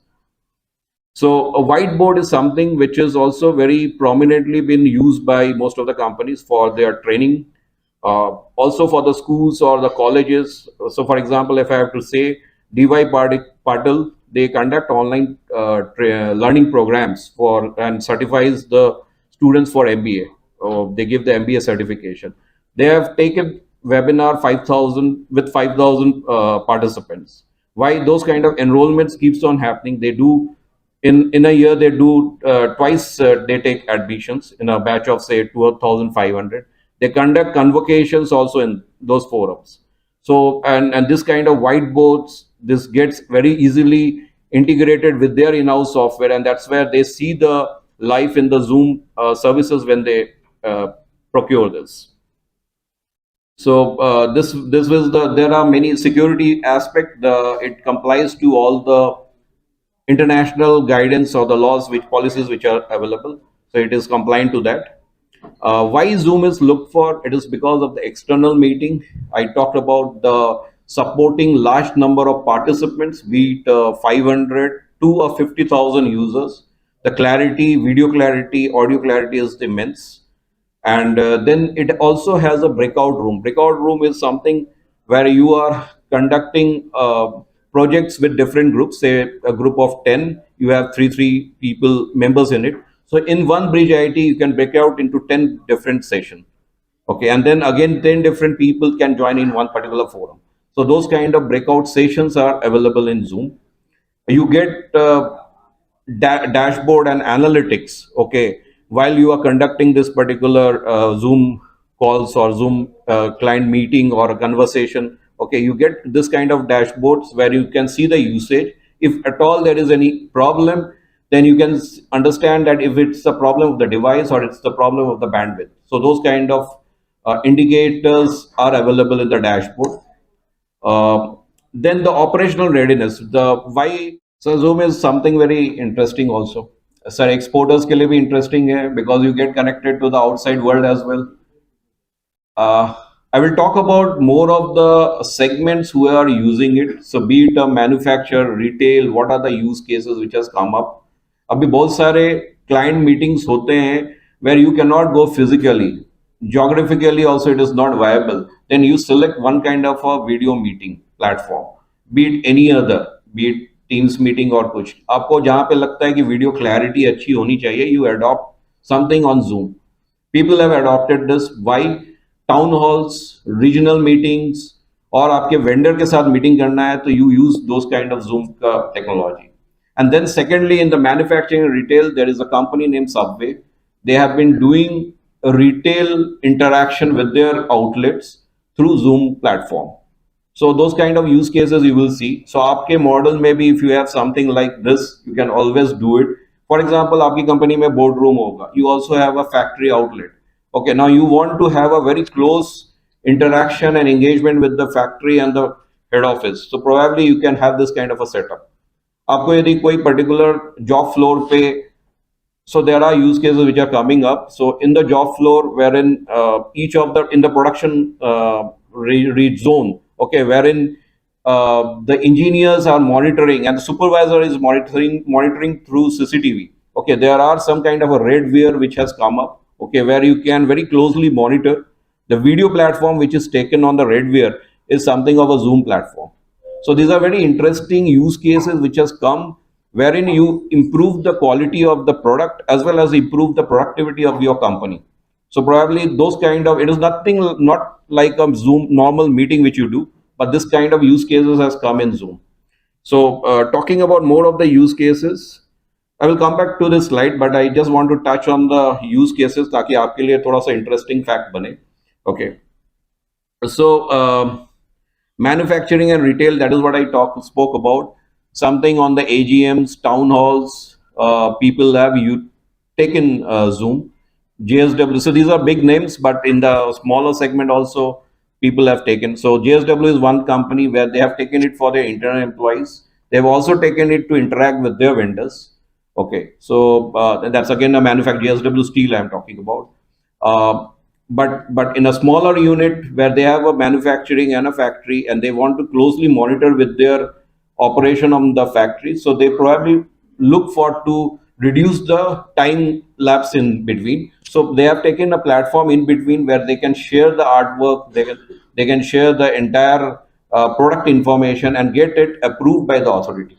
So that kind of time gestation. So example, there is a company named Artwork. Okay, they were creating some kind of artwork and they have to approve this physically going to the client. तो वो क्या करते थे, पहले भेजते थे अपने बंदे to the marketing team, sales team then in terms interacted with the marketing team, but they have taken now a bridge in between. That's the video bridge where now they share the artwork.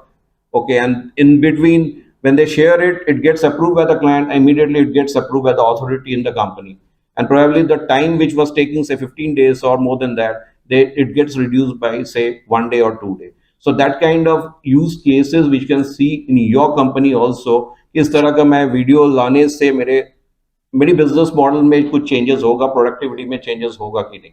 So that is what you can look at. So there are many consultation company as well.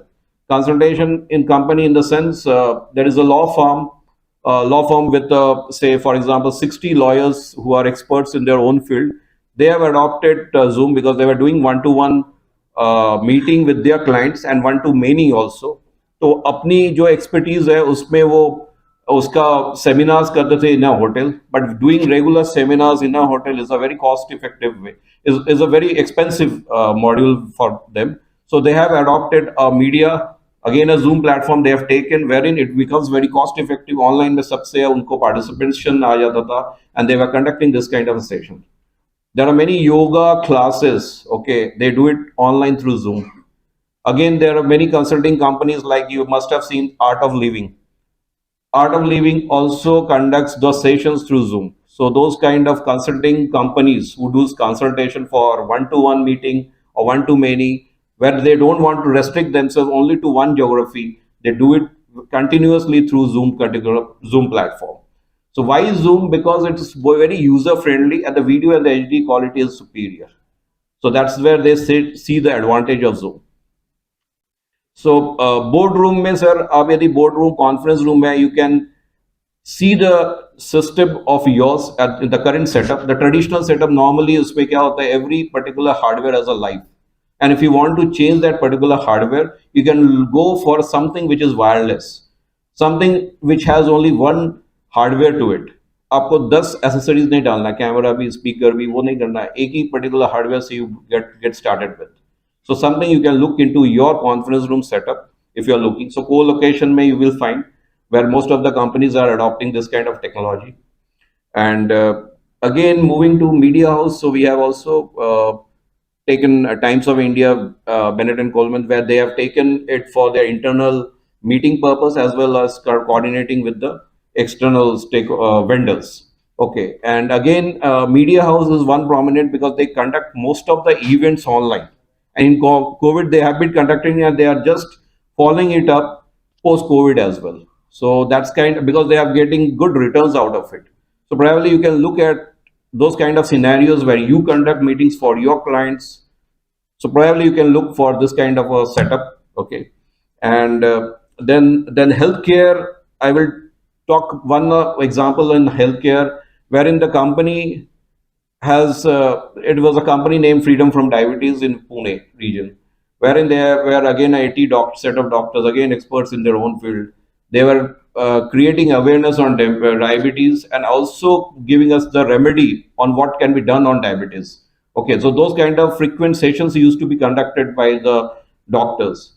So in that session wherein they want, because it's again a very costly matter when it comes to a hotel booking and inviting all the participants. It's again restricted to one geography. They were doing it from international also. The participation used to come and they conducted it through online session. They picked up Zoom, taken the webinar solution of Zoom, and they have got started with the Zoom platform. So that's how you can look at the use cases which are developing. The many businesses are adopting this kind of technology, wherein the meeting time is saved, the cost is saved, and you have a better productivity while you take this kind of adoption. Again, on the IT ITS, I have already explained, it is the developer who looks at it. They are keen to integrate their in-house software or in-house CRM with their own company's brand. And they look at the video platform at the back end and they can have their own brand as in the front end. So there are many banking companies also who has adopted this. Something where you see that there is a customer support. We go to the website, we see the customer support number, we call that number and we get connected to the customer support executive. Right now, the vision for most of the bank is they want to put a video platform in there on the website where they get connected on the video through the person who is sitting at the back end. They can see the face, they have more trust and reliability while they are interacting with the particular executive, and they see the value in the platform. Why? Because at the back end it is the Zoom which they have given the service, they have taken the service, but on the front end it is the banking service that they are using. So probably this kind of use cases you can see on most of the banking financial services where they have taken this. Okay, they have their in-house developer team. They have seen this seamlessly getting integrated with their own in-house platform, and then they are ready to launch it in the market, right? For most of the companies, if there is a product launch, product awareness, marketing meeting or a vendor meeting, so Zoom is one platform that they look at. So there are many use cases to be talked about, but these are few which I can say. So most of this, I think audience who are sitting out here are from manufacturing, retail, exporters. So probably you can see how it fits into your zone, right? Media house I spoke about. So there is another thing to be highlighted, why people must look at Tata Telebusiness for the Zoom solution, because it's also available with on online as well as with other, because we will guide you and consult you to the best of the solution, what is needed for you. Will this work for you? So those kind of solution or the expertise can come from Tata Tele. Second is, most of the companies who takes the Zoom online, they purchase it in the US dollar and they cannot get it reimbursed for the GST. Okay, so this particular benefit you get it because the billing is generated from Tata, and post, say the bill is generated, then the payment happens. So that's again another advantage. Why? Because online you need to pay in advance through your credit card. Also, that doesn't comes through your company's card. Okay, it comes through a credit card, which is an individual card who has to expend it.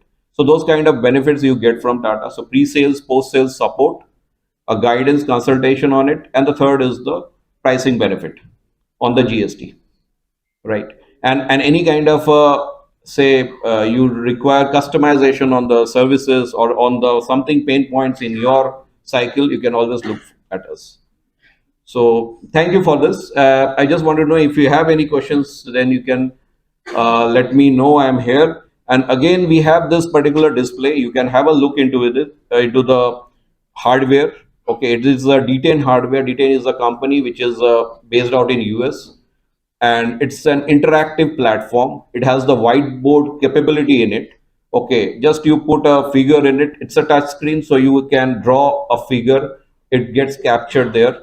Even at a real-time basis, somebody from the other end also wants to write, and at the same time needs to be updated. It gets updated here. So, and the camera resolution is 4000, which means that the person who is sitting at the back, okay, the photo gets captured in a frame, and also the audio gets captured while he speaks. So that's the kind of power which you get from this hardware. So I leave it here. If you have any questions, I'm there to answer. Or if you feel that you have something later on coming into your mind, you can still get in touch with us. Yes, sir. How much is the cost effective the SME sector? How much is the cost effective? Of the SME sector? Sir, for the SME sectors, one cost in the sense you need to see the value. As I say, in a meeting while you conduct, say for example, you are based out in Bombay and you go out. If you have to do 3 meetings or 4 meetings in Bombay, okay, physically, is it possible? I don't see for myself. Okay, so you save time at that point in time. You save your whatever cost you can travel for the mode of communication. Okay, you need to select a platform also which gives the better video clarity, audio clarity. So that's where the value has to be seen. Then the cost comes in. We give you the best. Okay, it is very competitive in the market. That is what for sure I can say. There is a company which is based in Indore, and they were facing issues because they used to do this skill training program for the remotest location. And then this remotest location did not have data connectivity, and they used to listen to the conversation only on the audio. They wanted an audio solution in it. So Zoom has that audio solution which is very cost effective. Now at the remotest location, you get this particular learning on your normal handset. You don't need to invest on anything. Okay, so probably first comes the value, and second, sir, it is cost effective. It is very competitive, I can say, based on the competitors who are available in this market. So if I have to talk about in the conference room, it is the Cisco, Polycom. Now if you go and check the Cisco, Polycom devices, then it probably runs in lakhs. It is some kind of a software device of Zoom, okay, which is integrable with the hardware. It comes with a very cost effective, I can say that. Yes, sir, anything? Did that answer you? So typically, sir, if you are taking, say, 1 license or 2 license, will that solve the purpose, or is it a normal meeting which video doesn't matters? Definitely, I will say don't look for Zoom. But when you have some kind of a, say, an association looking for to address the entire gathering, probably the association looks forward to a video clarity and audio clarity, and they conduct this kind of sessions. Okay, so this association, so for example, there are BNI, so you can look forward, they select only Zoom applications for this. At that point in time, the cost doesn't comes in mind. Yeah, this you said the GST benefit comes in case of air billing. Now, when you make the payment in US, there is no GST applicable there, right? Correct. And once we raise the local bill, then GST is added. So Correct. where is the advantage? So there are many companies who look forward to it. Okay, so wherein they want the GST to be billed. Okay, when they are doing an Indian billing. Okay, normally that's the taxation policy which you follow in India. US, the in dollar when you pay it, it's simply very costly when it comes with the product which you consume in the India. So that advantage you didn't. There are many customers who has taken through online, and they have done the US billing, okay, and they have paid it in dollars, okay, and they find, and currently they are now shifting to Indian currency with the GST benefit. So that's where I mentioned that the GST benefit comes there. So while you make online transactions, you will be paying it in US dollars, but when you make it in Indian currency, it gives you with the GST benefit where companies look at. So that's where the point is. Any other questions, sir?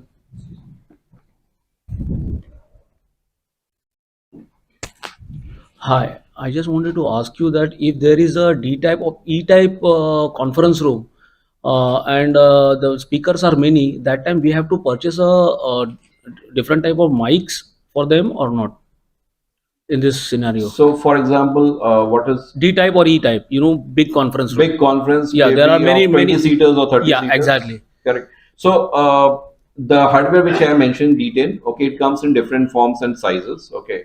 So 75 inch has the capacity to which has the range of 30 meter. Okay, it supports you with the E type or D type shape. Okay, and it catches that particular audio and the video clarity is taken. So it has different sizes. So it starts with 27 inch, 55 inch, and the maximum is 75 inch. But there we have to take a separate mic. No. So it is all inbuilt in it. It is one hardware which you purchase, and that goes along with it. Okay. You don't need to purchase any other accessories in it. Okay, thank you.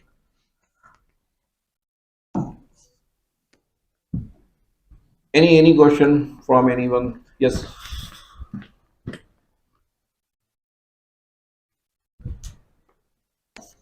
Hello. Sir, compared to Google, Gmeet, WebEx, and Zoom meetings are considered more safer. What is your opinion? Yes, so on the security front, as I said, it complies to most of the international bodies compliant. So this kind of rumor has arisen, say in during COVID period, wherein it's not secured and it can be hacked. So Zoom has data center in India. It's in Mumbai and Hyderabad. So locally you are safe. That is one. It again complies to all the international bodies. If you are a into a healthcare segment, it complies to the HIPAA compliant. Similarly, it has compliant to all the regulations which are there for online. It has that security. It secures the content. So probably it is very safe and very secure. Most of the banking institutions has taken the services, say Kotak Bank, ICICI Bank, Lombard. RBI has given a guideline to go for it. Even the government organizations has asked to use Zoom for and they have been using it. Okay, most of the ministries. So probably it is very secure and safe to go with. So if you have any confusion on the safety security, we also provide you with a test trial. So you go for a week's test trial, you can see how it works, how user friendly it is, and then we ask you to then adopt or buy the licenses for it. So can we end the session? Okay, thank you. Thanks a lot. We have an e-commerce platform partner over here. That is L&T Sufin. L&T Sufin is India's first integrated e-commerce platform for B2B industrial products and services. L&T Sufin, brought to you by the Larsen & Toubro, helps to create a level playing field where buyers and sellers can discover the best deals from across the country at mutually beneficial terms. The platform also helps users to expand their business through a gamut of customized financial and logistics options, ensuring that everybody wins. So we have Mr. Nitin Agarwal, who is a business development head of Maharashtra and MP and Chhattisgarh for L&T Sufin. I'll request Nitin to make his presentation. Over to you, Nitin. Agrawal, and I'll be talking about the initiative taken by L&T for creating efficiencies in the supply chain and finance for MSME through digitization. So just to tell you, L&T, how did it come to the mind of management? So L&T deals with around 70,000 vendors all across the country, and during our day-to-day interaction with them, the management has realized there are lots of gaps which needs to be addressed, and which can create efficiency in the entire supply chain. And for addressing these efficiencies or maybe gaps, we have come up with the digital platform, that is an e-commerce platform called L&T Sufin. So Sufin is an acronym for supply chain and finance. So today I'm gonna present about what exactly is Sufin all about and what exactly are we trying to address so that we can create efficiencies in the market.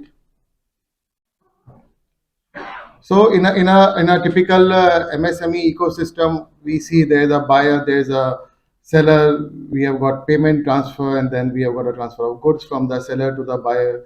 There are IT services involved, there are financial partners involved for financing the entire transaction. There are a lot of administrative activities like PO generation, contracts, legal documentation. Then post manufacturing, then there's a logistic services which are required. So this is a typical ecosystem what MSME transaction revolves around. And what L&T has identified that there are few major pain points with the buyers and sellers, and these pain points are generally, I must say, a gap which needs to be addressed. And then that's the reason this Sufin has been identified to provide solution to the entire ecosystem to create those, address those pain points. So starting from the first point, that is for the sellers, that is market access for sellers. So we have identified that many of the sellers have got very limited area of operations, maybe because of the geographical limitations, or maybe they want to deal only with the known sellers. And the reason for that, because they don't have a channel for their visibility. Obviously, dealing with the new buyer will always be a risk, and that too payment risk for them. So through this digital platform, we provide a channel for all the MSMEs to showcase their products all across the country through the platform. Also, with respect to the risk, what they cater while dealing with the new buyers. So we provide trust and verification. We always onboard trust and verified buyers. And once I talk about trust and verified, this is a kind of seal which is provided by the Sufin platform to the buyers and sellers on the platform.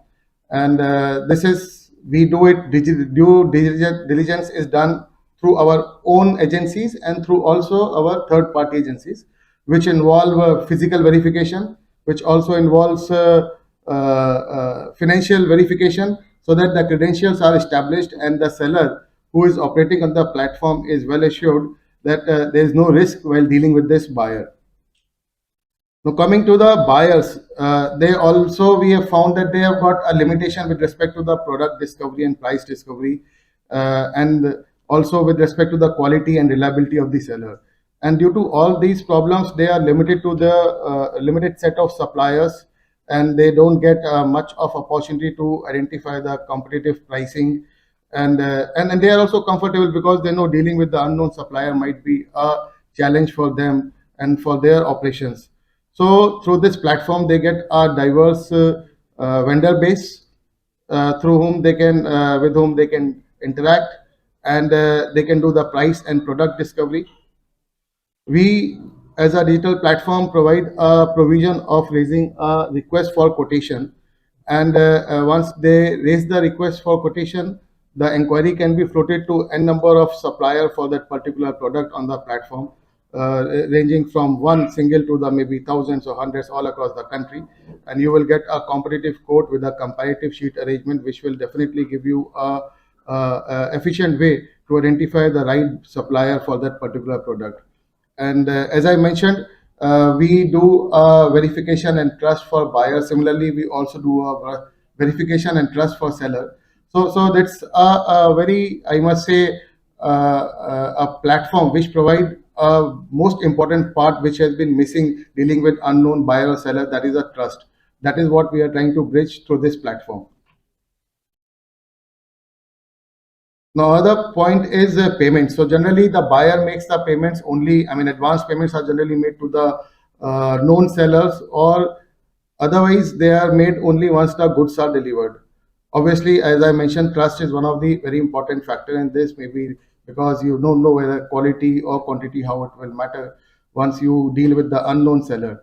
So the payment mode what we have developed on our platform is, once we get the payment, we have a nodal account in which we get a payment from the buyer.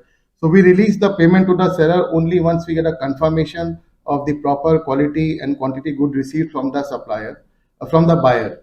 So then only we release the payment to the supplier, and supplier also rest assured that once the payment quality and quantity is delivered as per requirement, so they are rest assured the payment will definitely come to them, and they don't have to run around the new buyer. So they only have to come to L&T Sufin, and L&T Sufin ensure that the payment is transferred to their account immediately. Now, dealing with the logistic partner. So this is other area what we have understood, that mainly people, I mean, the MSMEs, they deal with the limited logistic partners which are locally available to them, and even the rates for those logistic partners are already, I must say, mutually agreed upon, and they don't go out, the suppliers or the buyers don't go out to identify multiple logistic partners or maybe identifying the competitive pricing. So in this case, we have got tied up with lots of logistic partners, and it's all the AI based formula by which you, the buyer or seller, can identify which is the right partner for them for that particular product, and the costing with respect to the delivery of those items with the timelines. The most important part, I mean, which everybody definitely struggle with, or maybe I must say, they always have some of the other issues with this working capital. And with respect to the working capital, if I say, it's very difficult to get unsecured loan, first of all, and even if you get at a very high cost. So we have tied up with a lot of multiple banking and NBFC partners, and through which on the platform, and while undertaking the digital journey only, you can access various kinds of credit facilities. And the first time we are also providing credit facilities for the transaction base. So that way, any buyer or any seller who needs some credit facility for that particular transaction, so that facility can be provided through our various and multiple partners, banking and NBFC partners we have got on our platform. So overall, if I tell you, we are trying to provide an integrated solution where one can have a product and price discovery. We are trying to have our transactions done seamlessly on the platform. Along with that, also providing logistic and financing services. So this is what we have understood in the last 8 years of operations with so many vendors. And finally, after studying and understanding all these things, we have identified that these are the areas which needs to be addressed. And this is the first of its kind of platform where end-to-end transaction is being taken place, and right from the placement of even the discovery of the product, RFQ generation, and then placement of order, transactions, and then logistics. So these are the major 45 plus categories where we are working upon, I mean, on this platform. L&T being a engineering company, so we have been working with industrial products and construction products. So these are the mainly two sectors which we are handling right now, and because that is our core competencies, and we are well equipped with respect to our team who can have a good, who is having a good knowledge about the specifications, about the quality controls and checks about all these products. So right from industrial supplies and consumables, we have got electrical, electronic equipments, building and construction material, machinery tool, and then packaging material. So these are the major sectors or maybe categories which we are working upon. So these are the general, these are the displays which you get on the platform about the product with their specifications. So just to tell you, we launched in the month of March this year, and in the last 6 months, we have got a base of around 30,000 sellers all across the country. And we have right now almost approximately 3 lakh SKUs with respect to the 45 categories we are catering to right now. So the key value propositions what we are offering is RFQ. So that is the entire offline model. We are trying to get it into a online model. So one can raise a RFQ or maybe an inquiry for almost 200 products. In one inquiry, you can raise 200 products inquiry, and you can sell it across to all the suppliers all across the country. Working capital solution, as I have already discussed, that we are tied up with lots of partners who are offering various kinds of solutions like OD, invoice discounting, equipment financing, channel financing. We are also tying up with lots of OEMs for their distribution channel and for also financing them through their digital financing. As I mentioned, the trust is a very important factor. What we have realized is missing in this entire ecosystem. So that is how we are trying to create through the verification and trust seals what we are offering to the buyers and sellers. And as logistics, because somebody has to really expand the business and reach to the each and every corner of the country. So we are here to provide the services of logistics with our various partners. So finance solutions we have already talked about. If I talk about logistics, so as I mentioned, it is all AI-based partner selection for the best rates. We provide free transit insurance for all the logistics services. We have got a reach of around 21,000 plus pin codes, and the entire logistic is being tracked, and you will be informed about all the movement about your product and shipment. So we have also got various facilities like quick purchase and direct purchase on the platform. So these all are the features which once you go to the platform, you will find all these pages available over there. And presently, if you see, everything is, everybody is quite familiar with WhatsApp, and that is the easiest way to handle the things. So we have also come up with the WhatsApp journey where through just sending a message of what exactly you are looking forward to. You just have to send a WhatsApp message to the number, and then subsequently our assisted team will support you in getting the codes and then closing the transaction with you. So that's it about L&T Sufin, and we really look forward that more and more our MSME partners should collaborate with us, and we will try our level best to cooperate and support in growing their business and also growing the entire ecosystem of this MSME in the country. So thank you very much.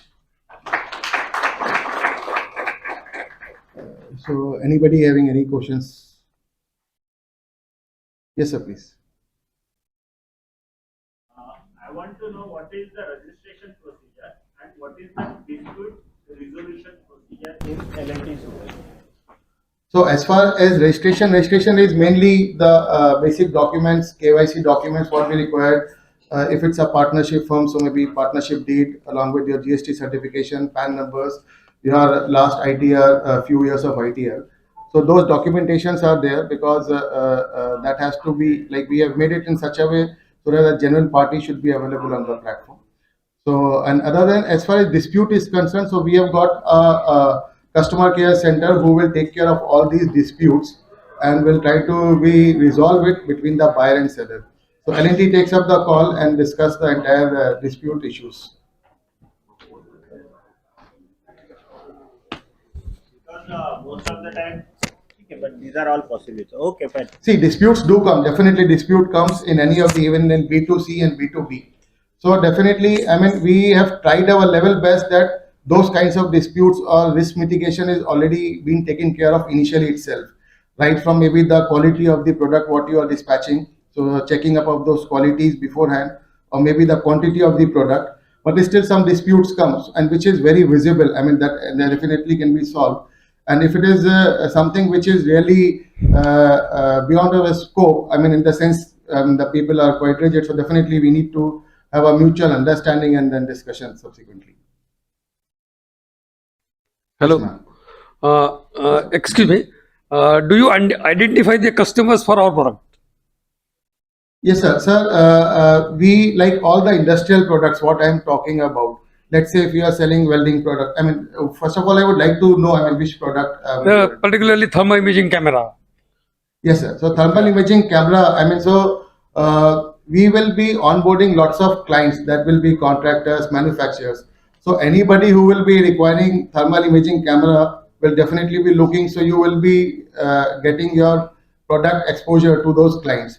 Subsequently, identifying or maybe getting you the leads per se. So let me tell you, we are actually a platform. So the platform provides the exposure. So we will definitely have lots of suppliers and buyers who will be on this platform. We cannot tell you that we will be giving you so many leads. Right. So our endeavor is that lots and lots of all kinds of MSME should be there on the platform, and they will have the entire ecosystem to interact with each other. Okay, thank you. So the buyers also have to be a part of the platform for us to meet them. So there are big enterprises are also onboarded on the platform. Yes, ma'am. Because when there's a big ticket sales, they're usually the buyers. So will we be able to find buyers like that also on the platform? Right, ma'am. Exactly. So all buyers also have to register, and the process is quite same for the buyers and sellers. And by at this moment, what is the kind of registrations that you've already had with terms of different sizes of organizations or enterprises? So, ma'am, if I tell you SME as small as maybe a 1 crore turnover to a corporate to even 5,000 to 10,000 crores. So even the corporate, if I tell you L&T, which used to buy directly with the suppliers, so many of the L&T verticals now also started buying over here, and we have got big corporates. Let's say if I say Finolex, Polycab, lots of other suppliers and buyers, those who are doing a purchase on this. And there are different models also that we can subscribe to, or is it a free? Is it a free platform or? So it's a free platform, and subsequently for definitely getting the specialized services, there are different models. Thank you. So thank you very much. Before we begin, we have two AVs that we would like to showcase. So ladies and gentlemen, please take a look on the big screen.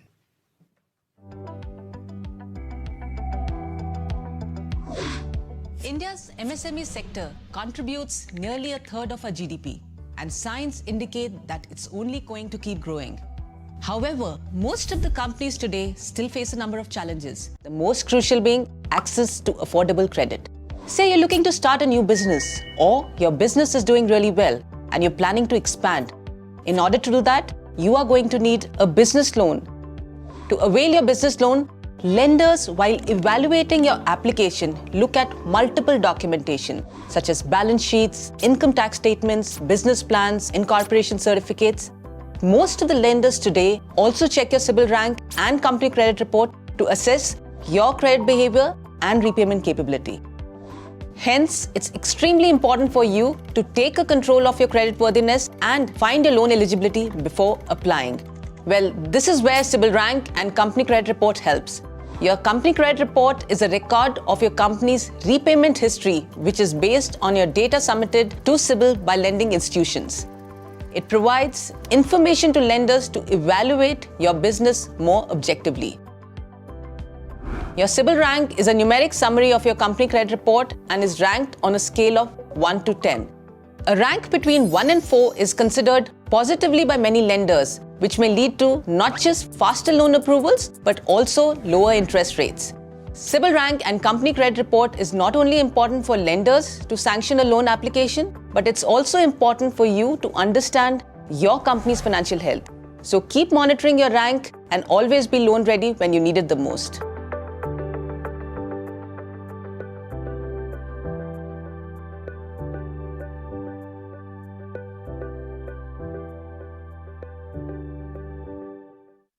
Uh, I know it's going to be a little difficult session because we've already had some of really good speakers before me, and then some more to follow, and then probably we'll head towards lunch.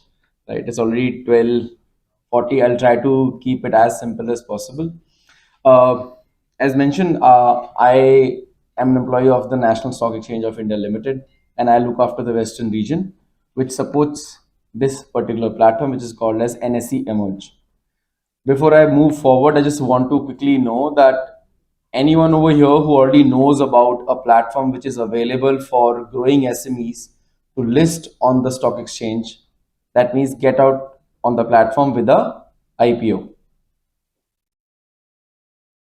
So this is a raise of hands, not this. So I won't be able to see it.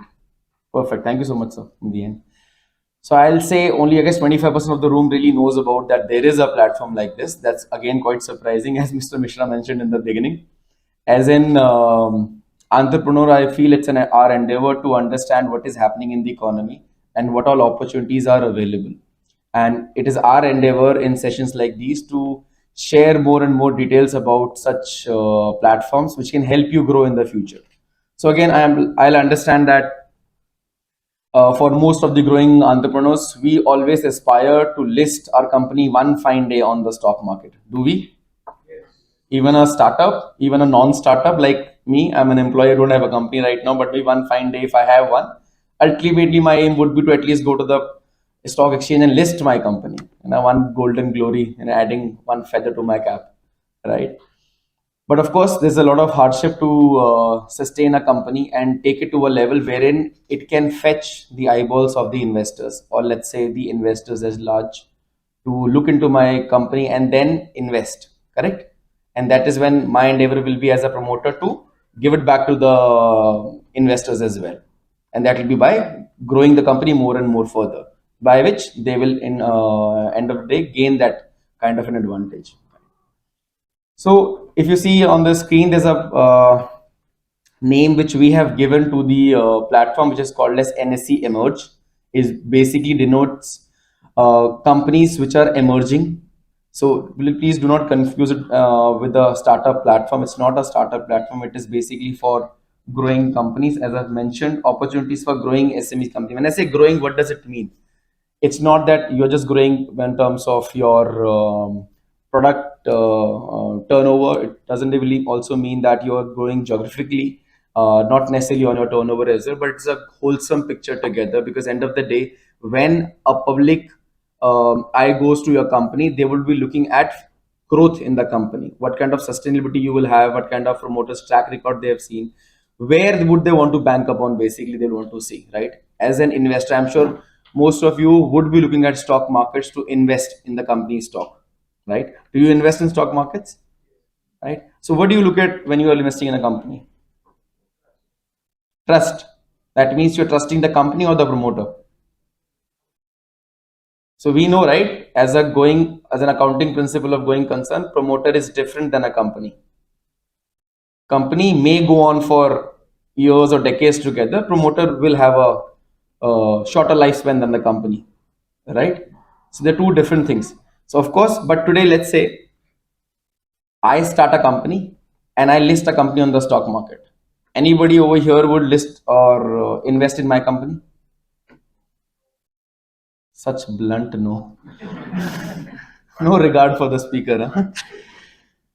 Right? Why? Because there's no trust that we have built up right now. I've just come up on the podium, just told you that I'll start a company and maybe I'll list, and would you invest? No. Why? Because as a prudent investor, you need to know what the background of my company is, what is my background, where am I heading, and really will I take your money to that level wherein you can also see some returns in the company, right? So there's a trust factor that is involved out here. We all know that. So now this is my example. Let's say Azimji Premji starts a company.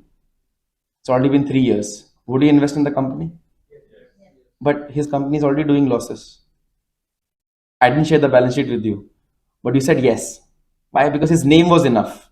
Because his name is already there in the capital market. He's built up his reputation on the capital markets.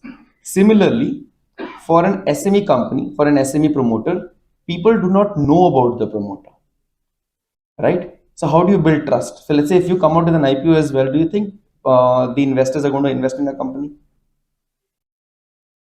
It's going to be a big question mark, right? So that means as an exchange, it is going to be our owners to understand what the company is into, what kind of business the company has done, what the promoter has done in the past, and whether you are fit to go to the market as well, right? That means you'll have to differentiate you between certain parameters as well, right? I'll discuss the parameters coming forward. But before I go forward with that, I'll just quickly remind you that, as I mentioned in the beginning, it is for growing companies. That means we're looking at some operations which are already into existence, doing some sizable amount of turnover, showing some profitability. There is some goodwill attached to it, and then maybe go to the public at large. So if you see here, NSE Emerge is actually a similar platform like the mainboard platform. So do you know what is a mainboard platform? So whom do we call, a mainboard platform? For all the companies that are already listed today. Tata, is already listed, right? Different companies, right? Then Reliance is listed, ONGC is listed. There are so many companies which are listed on the platform.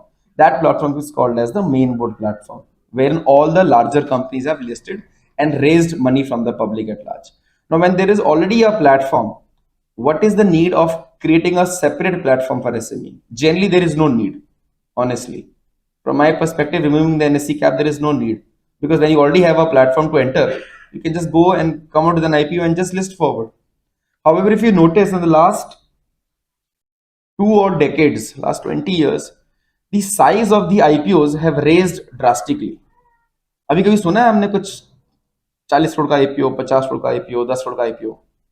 हमेशा सुनते हैं 1000 crore, 500 crore, 1500 crore, 10,000 crore, right? But for an SME, do you think we'll ever be able to reach that particular level in the next 5 years, 10 years, looking at your own balance sheets? इसका मतलब ये तो नहीं है कि हमें फंड्स की जरूरत नहीं है, जरूरत है हमें भी. और जब जरूरत होती है तो whom do we approach? We generally approach a banker. तो वो collateral based लोन हो जाते हैं हमारे. Once we finish our collaterals, then whom do we approach if we want to grow? Private investors. And someday even they will want an exit. अब उनको अगर exit देना तो कहाँ जाएंगे? खुद नहीं खरीद पाएंगे तो IPO लेके आएंगे. बट SMEs अगर वहां पहुंच ही नहीं पाएंगे जहां पे 1000 करोड़ का आपको IPO साइज चाहिए, मेन बोर्ड मना नहीं करता है छोटे IPOs के लिए, बट वहां पे नॉर्म्स इतने stringent है that companies fall short. When I say one of the criteria on the main board is that at least your company's profit after tax in the books, balance sheet, profit after tax should be at least 15 CR. 45 CR होना चाहिए last 3 साल का average मिला के. उतना शायद किसी company का टर्नओवर भी शायद ना हो, right? But that's a hard fact. वो नहीं होगा, दैट मीन्स हम कभी एलिजिबल ही नहीं हो पाएंगे. तो दैट इज व्हेन 2008 में एक थिंक टैंक स्टार्ट किया गया था मिनिस्ट्री ऑफ कॉमर्स ने, सेबी ने, गवर्नमेंट में एक इनिशिएटिव लिया था. Let's understand what is the need of the R for SME. So in after 4 years of deliberation, not 2012 में NSC and BSC, these are 2 largest exchanges in the country right now, right? इन दोनों को ये mandate दिया गया that you have to start a separate segment. So NSE Emerge is a separate segment on the similar listing platform that we already have. That means जो आपका trading terminals है, जो आपके मर्चेंट बैंकर्स हैं, जो आपके ब्रोकर्स हैं, वो सब सेम रहने वाले हैं. किसी भी एंटिटी के लिए कोई नया रजिस्ट्रेशन करने की जरूरत नहीं है. So the entire dynamics of the markets remain the same. आज अगर आप कंपनी का आईपीओ लेके आते हैं एनएससी एमर्ज प्लेटफॉर्म पे या फिर मेन बोर्ड पे, IPO comes only once in a company's life, which is why it is called as initial public offer. जब आपका आईपीओ आएगा, यहाँ पे आएगा, इस प्लेटफॉर्म पे लिस्ट होने के बाद आपको अपॉर्चुनिटी मिलती है एनएससी के मेन बोर्ड पे भी जाने की इन द फ्यूचर. वो क्यों मिलती है? बिकॉज आज हम शायद एलिजिबल नहीं है मेन बोर्ड पे जाने के लिए, बट सबका ख्वाब तो यही है ना कि हमें ज्यादा लिक्विडिटी मिले मार्केट के अंदर, more and more investors come and invest in my stock, ताकि मैं भी बड़ा बनूं, राइट? सो वो गैप को ब्रिज करने के लिए ये पर्टिकुलर प्लेटफॉर्म को स्टार्ट किया गया. On NSC it is called as NSC emerge, on BSC it is called as BSC SME. We both are competitive exchanges, but end of the day we all want that companies should list, चाहे यहाँ चाहे वहाँ. End of the day it should help in the vision of the government to make it as a $5 trillion economy, and then future और बड़ा है हमारे लिए, right? So if you see all the segments, as I mentioned, are the same. ये खाली separate segment है, governed by SEBI है. But आपका जब एक आईपीओ फॉलो करते, शायद आई डोंट नो आपको पता होगा कि नहीं पता होगा, आपकी एक डीआरएस भी बनती है, which is called as draft red herring prospectus. आसान शब्दों में कंपनी की ग्रंथ बनती है. व्हाट इज दैट ग्रंथ? पूरा कच्चा चिट्ठा जो कंपनी का होता है since Inception till today, which will have promoters legal due diligence being done, companies legal due diligence being done, आपके सप्लायर्स बायर्स कौन है उसका चेक होता है, कंपनी की बैलेंस शीट्स चेक की जाती हैं, लास्ट 5 साल की ऑडिटर पीयर रिव्यूड के थ्रू कराई जाती हैं. दैट मीन्स थोड़ी फॉरेंसिक जांच भी होती है उसके बाद, ताकि एक अच्छा सेट ऑफ बुक्स, एक बेटर प्रमोटर पब्लिक को मिले इन्वेस्ट करने के लिए. I am sure you agree to that. There is nothing wrong with that. As a promoter I में, मतलब मेरे लिए क्वेश्चन होगा कि या मैं अच्छा हूं कि नहीं हूं, but from investors perspective I have to be good, right. But इसमें कोई साइकोलॉजिकल आंसर तो नहीं है. We always go by what is there in the public domain और what is being provided to us, और जो भी जांच में सामने आएगा उसके हिसाब से पता लगता है. Who does this entire practice of making this granth, which is the prospectus? It is done by the merchant bankers. Who are merchant bankers? They are not your typical bankers. They're basically SEBI registered category 1 merchant bankers, जिनको ये अनुमति है कि वो किसी एक company का IPO लेके आ सकते हैं या कंपनी के बिहाफ पे फंड रेज कर सकते हैं मार्केट में. जैसे एक कोर्ट में आप अपना लॉयर खुद बन सकते हो, भले आप लॉयर हो कि नहीं. We all know that, right? अगर as an individual you want to fight your own case, you can fight. You don't really have to be a lawyer for that. But on a capital market, you need to have a SEBI registered capital 1 merchant banker. Without a merchant banker, आप IPO नहीं लेके आ सकते. That's the simple way of understanding that. So where have you placed this? As mentioned in the beginning, कि आप एक company start as a startup, you start a company with your own friend, with your own money, with your friends' money, with your family's money, borrowed money, something of that sort, or maybe have some collateral, give it to the banks. You make a commercial business out of it. Once it grows, you want to grow it to a further level. You may go forward for some subsidies given by the government. Every sector has different subsidies. I'm sure you all will be aware about that. My humble request before I go forward, cutting back from a topic, if there is a session on subsidies, because I have personally attended a lot of sessions, please do sit and learn more about the kind of subsidies that are available. I'm no promoter of the government or their agendas, but as an individual, because I've sat through numerous presentations, बहुत सारी schemes हैं जो हमको पता भी नहीं है, and we never take benefit of that. So anytime you hear, or the chamber can take it forward, if there is a speaker on subsidies, they should include that. Anyways, coming back to the topic. So you go to the banks, you take loans, you give your collateral, you take loans, and one fine day you want to grow, you go to a private equity player, and then it goes to the main board. अगर ऐसे भी platform नहीं होगा तो ऐसे company की growth होती है. So we thought putting it right next to the private equity players, will it make sense? Why? Because at this stage, when you are open as a promoter to let go of your equity to a third person, that means mentally you've opened up yourself to let go of your equity. As a promoter, company अपना बच्चा है. You never want to let go of your control over the company, correct? ऐसे ही promoters क्या करते हैं? Stationery bill के signature से लेके स्ट्रैटेजिक डिसीजन लेने तक सब काम खुद ही करते हैं. One man army. भरोसा नहीं कर पाते हैं बहुत जल्दी. But I am again surprise, in the last 10 years a lot of things have changed. अभी that's not the case. I don't know, credit goes to what? Maybe the Companies Act कैसे change होगी शायद उसके लिए, या the way promoters have defined themselves again. But in the last 10 years, promoters ने अपने नीचे factory manager, finance manager, business development managers करने शुरू कर दिए. इससे पहले नहीं करते थे. If you look back to your own peers in industry जो शायद थोड़े सीनियर होंगे, उन्होंने नहीं किया होगा. आज भी छोटे से छोटा डिसीजन खुद लेते हैं, बड़ा से बड़ा खुद लेते हैं. बट अब I see a lot of promoters who travel abroad. क्यों ट्रैवल कर पा रहे हैं? फॉर विद डिफरेंट एग्जीबिशंस और showcasing their own product out there. Why? Because they know back home somebody is there who can handle my company. नहीं तो छोटे कभी जाते नहीं. तो पहले कभी होता भी नहीं था. That is a lot of transition has happened in the last couple of decades of how promoters are looking at their own company and how willing they are to let go of their equity to part with some investor. Up second, private equity investor को as an investor he will come to the company, but बहुत सारे ifs and buts साथ में लेके आते हैं. Agreeable? किसी ने कोई private equity ली है इससे पहले यहाँ पे इस ग्रुप में? हम महाराष्ट्र में बैठे हैं, बॉम्बे की अगर बात नहीं भी करनी है, थोड़ा दूर 100 किलोमीटर दूर पुणे चले जाइए, mostly I guess it's known as the private equity hub, क्योंकि मेरे पास बहुत सारे क्लाइंट्स आए थे पुणे से, ये बोलते हैं भी सर मेरे पास प्राइवेट इक्विटी है बट अब मुझे इनको एग्जिट देना, मैं एग्जिट नहीं दे पा रहा हूँ, ना तो मेरे पास इतना कैश है कि इनको बाय आउट कर पा रहा हूँ, और उनके टर्म्स ऐसे हैं कि मैं उनसे अपना बिजनेस भी नहीं चला पा रहा हूँ, because they get involve in the day to day operations, right. Veto power भी कई बार ले लेते हैं, 10% इक्विटी की जगह पूरा का पूरा बिजनेस संभाल लेते हैं, right. These are some of the lines that I am able to recollect. But what happens at IPO stage? IPO में you do not lose your business, you part away with a portion of your equity to the public at large। और we all know जब IPO आता है तो equity shares का आता है which are issued at par, मतलब सब सामान्य है, हर एक का राइट सेम है, तो जिसके पास मेजॉरिटी शेयर्स होगा वो कंपनी का ओनर होगा, simple. There is no preferential allotment, there is no nothing. अगर किसी ने पहले किया हुआ भी है वो भी जीरो करके इक्विटी शेयर्स का एट पार का आईपीओ आता है, राइट। आईपीओ के अंदर डाइल्यूशन कितना है? अब बात तो मेन आती है कि मैं कितना डाइल्यूट करने वाला है। Mandatorily by SEBI minimum 25% of your equity needs to be diluted.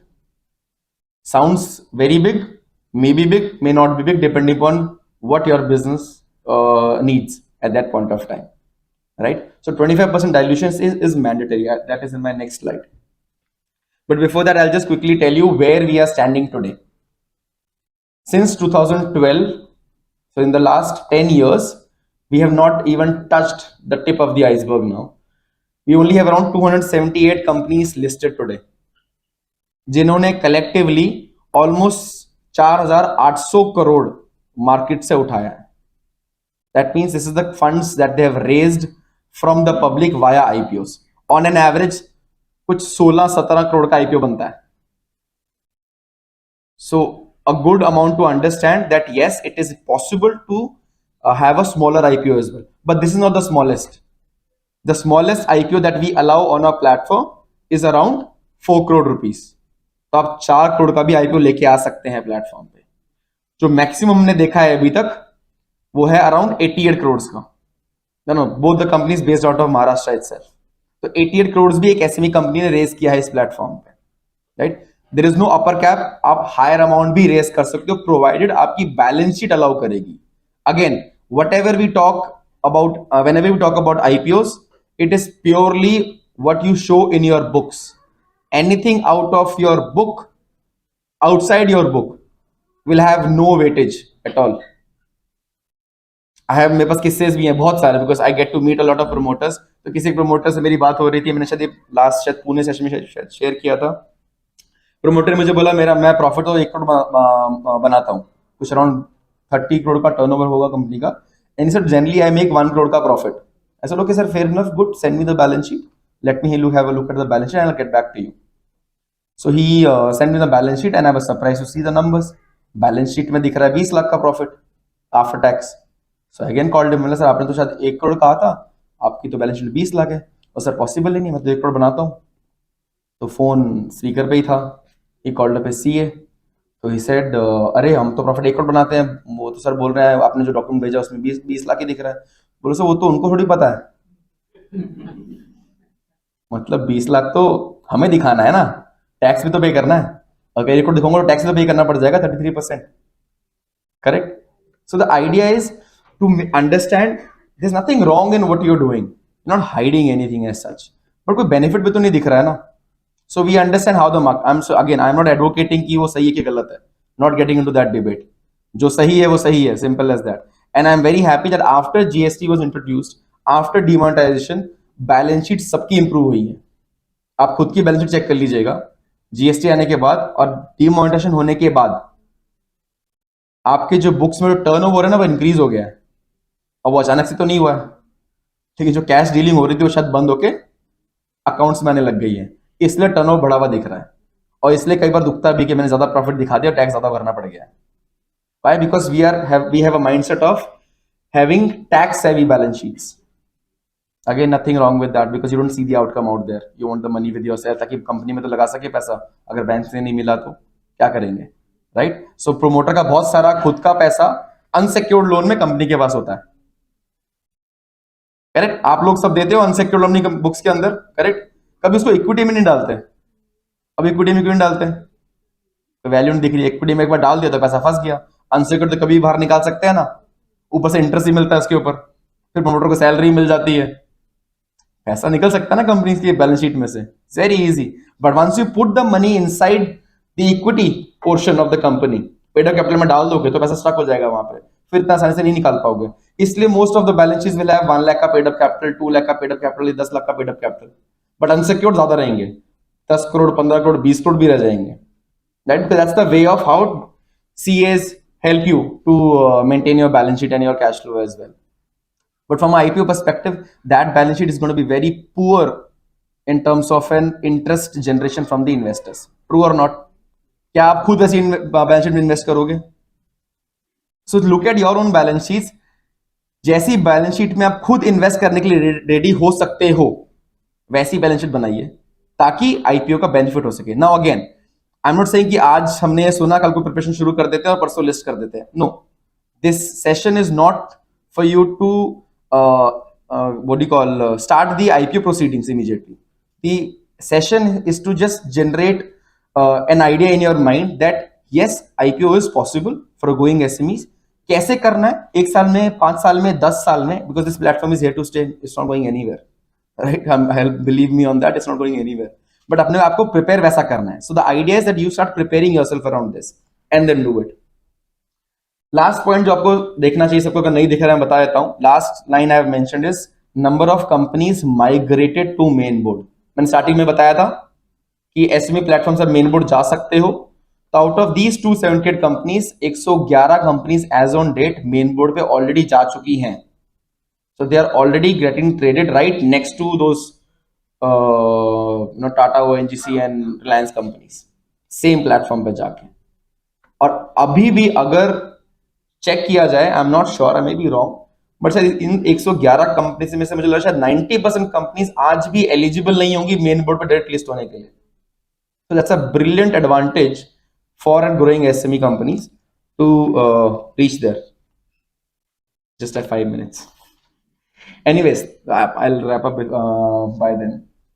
But the idea is कि आपको पता है कि ये प्लेटफॉर्म था किस चीज के लिए और इसका बेनिफिट कहां पे हुआ। अगर वो 90% कंपनीज लिस्ट नहीं करती एसएमई प्लेटफॉर्म पे या प्लेटफॉर्म आता ही नहीं, तो आज भी वो कंपनीज नॉर्मल जो कोर्स ऑफ एक्शन है वही कर रही होती और कभी लिस्ट नहीं कर पाती। और जो ये 4,800 करोड़ जो रेज किए, ये भी रेज नहीं होते। इन सबका collective market capitalisation 46,000 crore rupees है। अपनी ही कंपनीज हैं, अपने आस बाजू बाजू लोगों की कंपनीज हैं। They have added this to the Indian economy's growth. Not easy. तो कंपनी भी तो ग्रो की है, इन्वेस्टर्स भी ग्रो किए हैं एंड इकोनॉमी भी ग्रो करी है। That's how this particular platform has helped growing SMEs to list on the stock market, और इन्वेस्टर्स को भी वो बेनिफिट मिला है उस चीज का। Quickly will look at the eligibility criteria, कौन सी तरह की कंपनी लिस्ट कर सकती है प्लेटफॉर्म पे। As I mentioned, please do not confuse this platform which is a SME platform with the definition given for use for banks, कि मैं MSME कैसे हूं, SME कैसे हूं और लार्ज कंपनी कैसे हूं। वो जो MSME एक्ट का डेफिनेशन है, your investment in plant and machine up to 5 crore, 10 crore, 2 crore has no role to play here. So उसका कोई रोल नहीं है। SME प्लेटफॉर्म पे एज लो एज 10-15 करोड़ की कंपनी से लेके 1000 करोड़ की कंपनी भी लिस्ट कर सकती है। So that's the only thing. SEBI का क्या क्राइटेरिया बोलता है यहाँ पे? SEBI says a company whose post issue paid up capital at face value, आपकी बैलेंस शीट में जो पेड अप कैपिटल दिखता है वो 25 करोड़ से कम होना चाहिए फेस वैल्यू पे, without premium. Most of you may have premium in that. तो 25 करोड़ से अगर कम का आपका बैलेंस शीट में पेड अप कैपिटल दिखता है, that means your company is eligible for an IPO, and that's the only criteria given by SEBI, just one criteria. Having said that, I'm sure we all will agree, अगर हमें as an investor invest करना है तो we'll need to have some filter around that. तो as an exchange हमने कुछ filters लगाए हैं उसके अंदर। I'll come to this portion again. Filters क्या है कि we need at least the company to be into existence for last 3 financial years, ताकि 3 साल की बैलेंस शीट मिल जाए हम लोगों को, एंड लास्ट 3 में से कोई से भी 2 साल प्रॉफिटेबल हो। प्रॉफिटेबल कितना है ये डिफाइन नहीं किया, बट प्रॉफिट आफ्टर टैक्स होना चाहिए, राइट? अब profit after tax has to be defined by one thing, growing operations होने चाहिए आपके, most of the SME balance sheets के अंदर अदर इनकम भी होती है। Am I making sense? Turnover के अलावा अदर इनकम भी दिखाते हैं आप लोग, चाहे वो रेंटल इनकम होगी, एग्रीकल्चर इनकम होगी, one time sale of an asset हो जाएगा।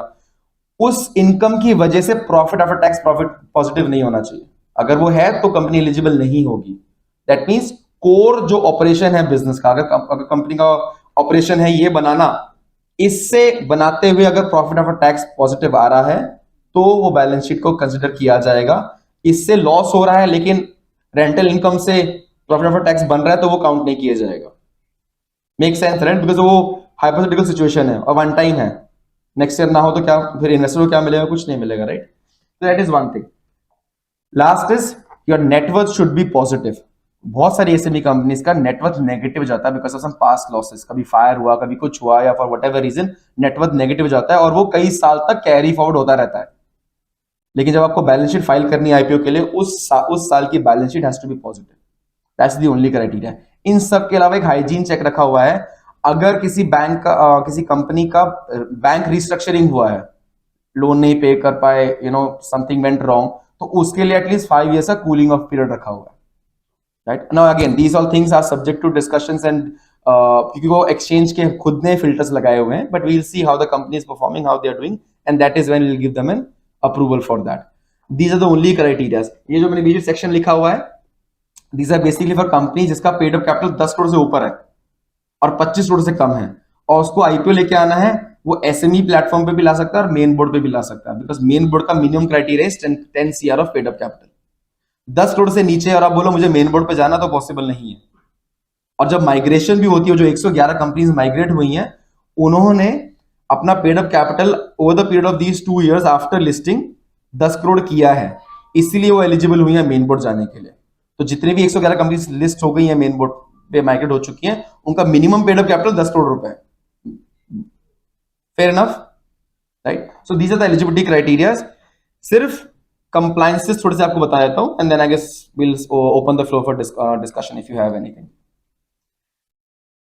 अनलाइक द मेन बोर्ड, वहां पे एटलीस्ट 1000 एप्लीकेंट्स चाहिए होते हैं कंपनी का आईपीओ फुल्ली सब्सक्राइब कराने के लिए। नहीं होता तो आईपीओ फेल हो जाता है।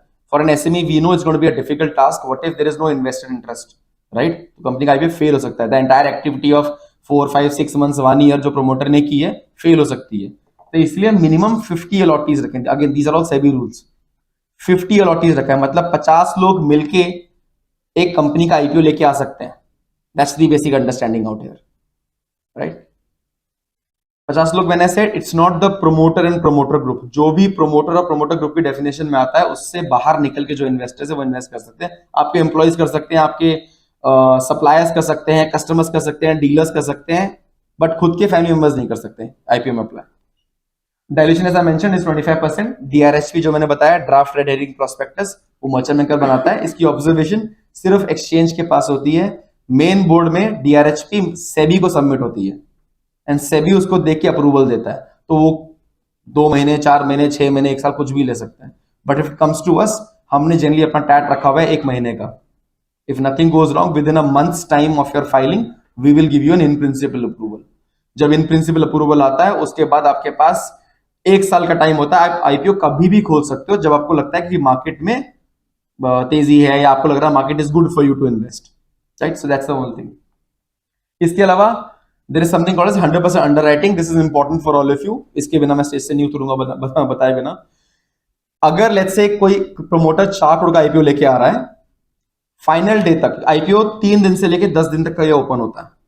अगर last day of the IPO सिर्फ लेट्स से 3 करोड़ ही मिले, सब्सक्रिप्शन हुआ 3 करोड़ तक का ही, 1 करोड़ तो अभी बचा हुआ है, तो जनरल टर्म से आईपीओ फेल हो जाता है।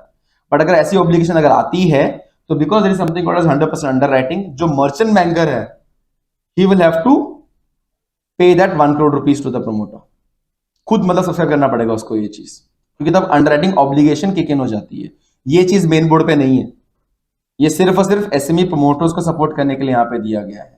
हैविंग सेड दैट, कोई भी मर्चेंट बैंकर, क्योंकि उसका भी ये ब्रेड एंड बटर है, 1 करोड़ रुपए तभी डालेगा when he is comfortable to know कि कंपनी चलेगी मेरी।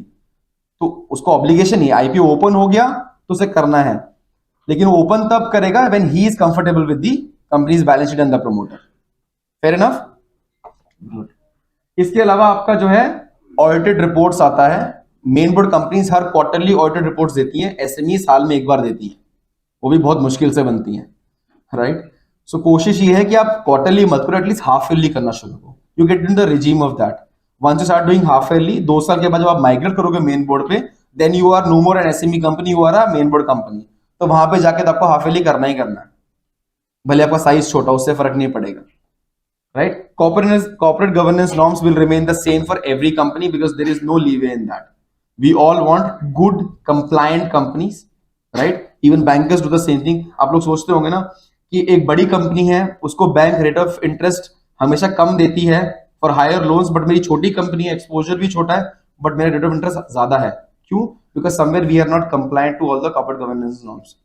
वाई? बिकॉज वो कंपनी लिस्टेड हो सकती है, राइट, उसके कॉर्पोरेट गवर्नेंस नॉर्म हो सकते हैं, they are already public limited company, right, and उनके डिस्क्लोजर बहुत ज्यादा होते हैं, पीरियड ऑडिट हो सकते हैं, वो सब चीजें हमारे पास नहीं होती हैं।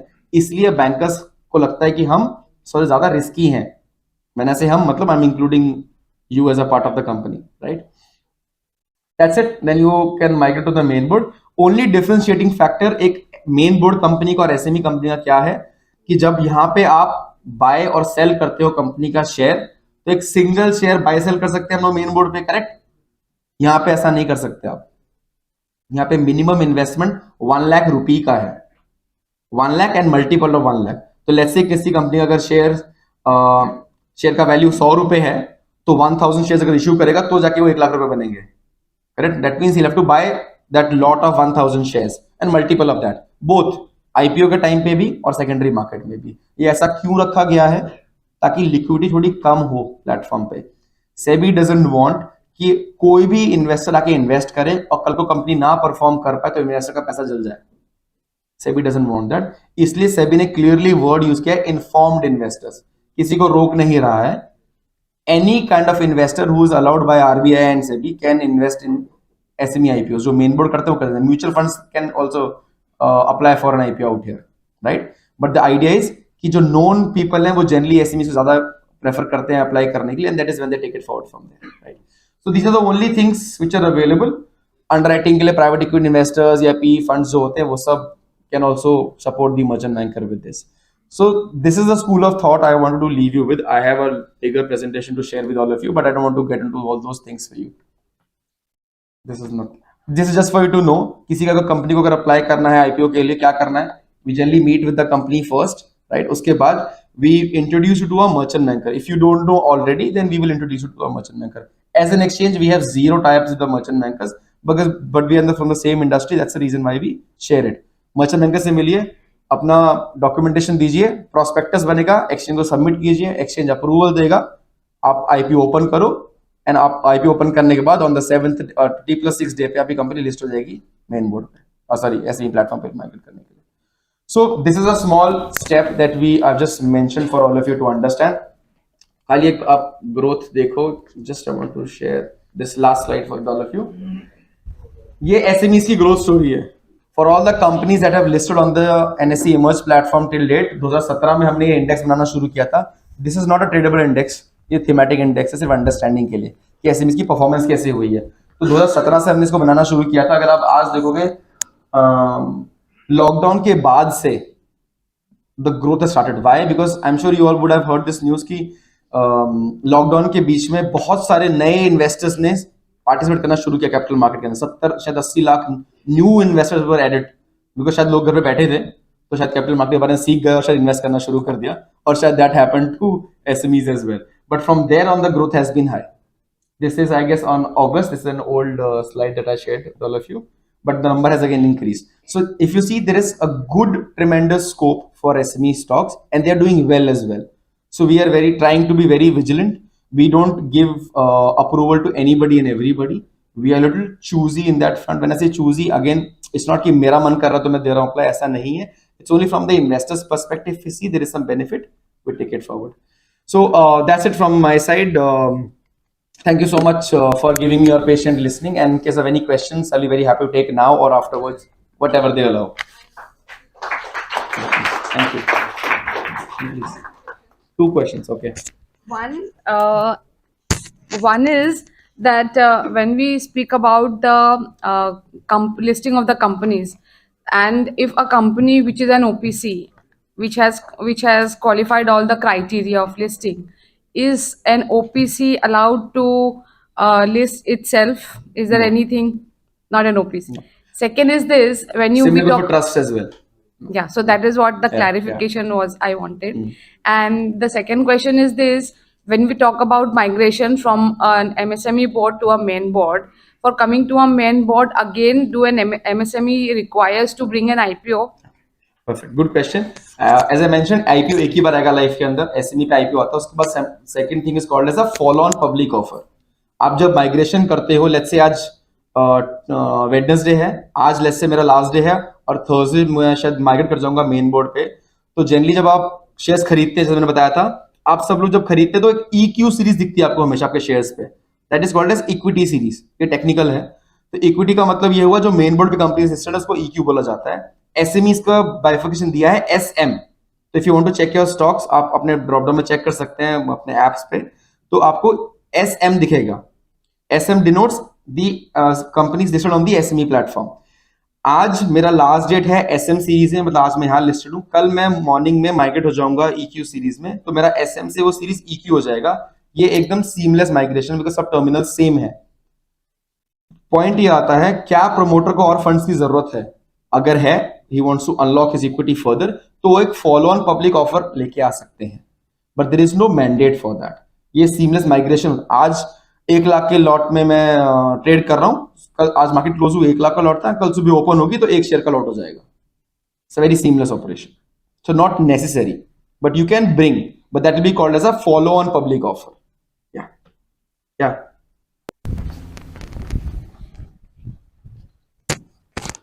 Suppose if I apply for IPO as an investor, and it is a lot of 4,000, and if I get the shares, can I sell 2,000 or I have to sell all 4,000? So as I said, if you have 4,000, that means आपका price 50 रुपए होगा. Okay. Yes. तो जो भी होगा.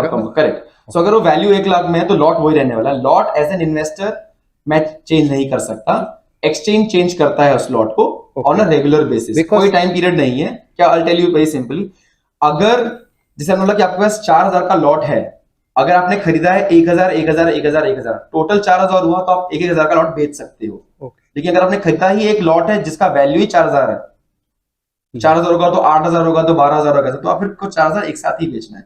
There is no half selling or portion selling.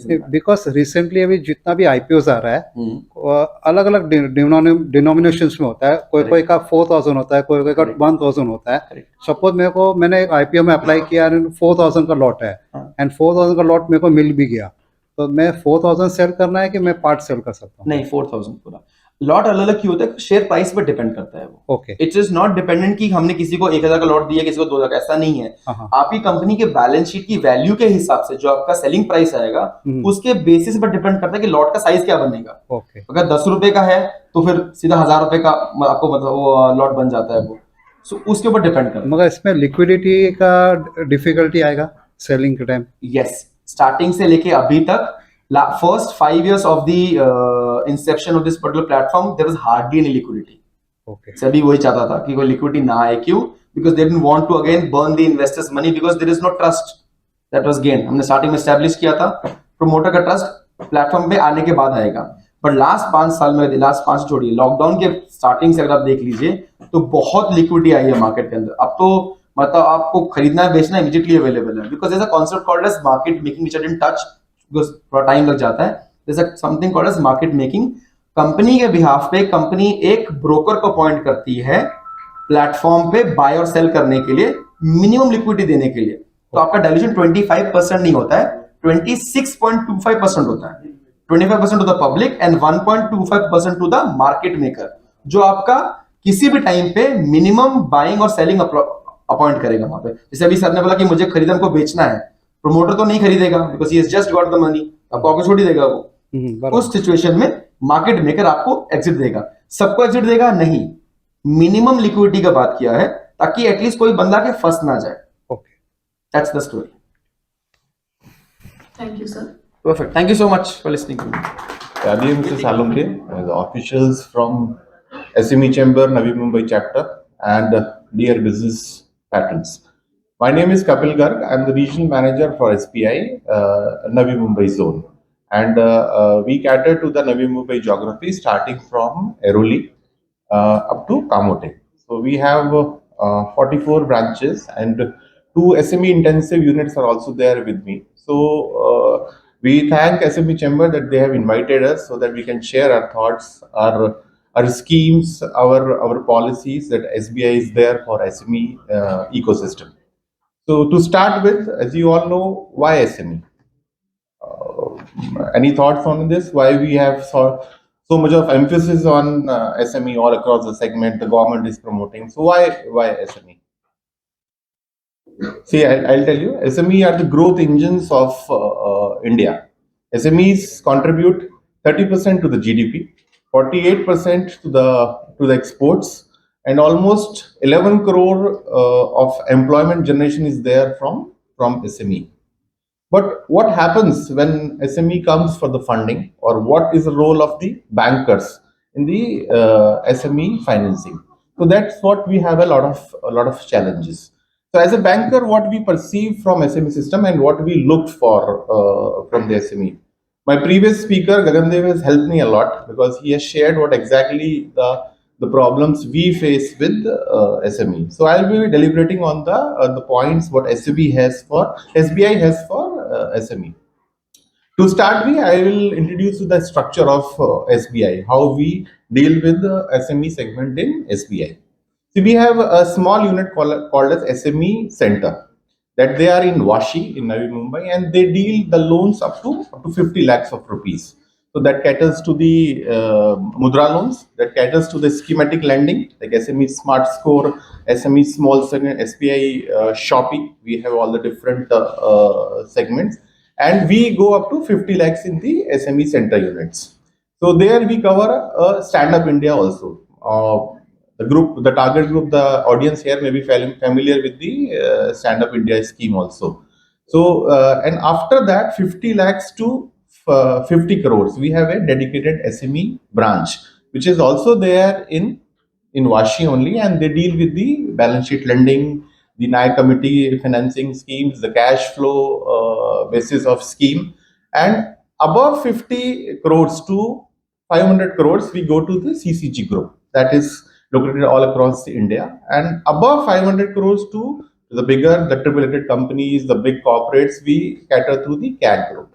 This is how the structure is in SBI. So basically, we are up to 50 crores of lending, starting from Mudra loans, Stand Up India loans, and all the balance sheet funding up to 50 crores. So both the chief managers are here with me, and they will be discussing with you during the lunch session.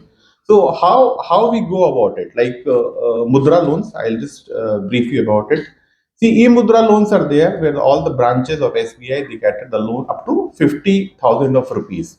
A very small document required, Udyam registration, we called for SME, and the basic proof of activity. There we cater up to 50,000 rupees. Up to 50,000, from 50,000 rupees to 10 lakh rupees, it is called as the major Mudra loans, where we call for these documents only, and we don't insist for collaterals. Because we understand these government of India schemes have come, and the SME face a major challenge in giving the collaterals. These are the basic, what you can say, the startups, the basic generation entrepreneurs, they start the activity and they don't have collaterals, they don't have fundings as of now when they start the activities. So basically to cater this segment, the Mudra loans are there. And we are eager to give you the loans for startup activities. After 10 lakh of rupees, here comes the Stand Up India, which is basically targeting towards the women entrepreneurs, and secondly towards the SC/ST backward classes. Here it is covered under the Government of India scheme. So here also, based on the activity, we don't ask for collaterals, or if collateral is there, it is depending upon the activity.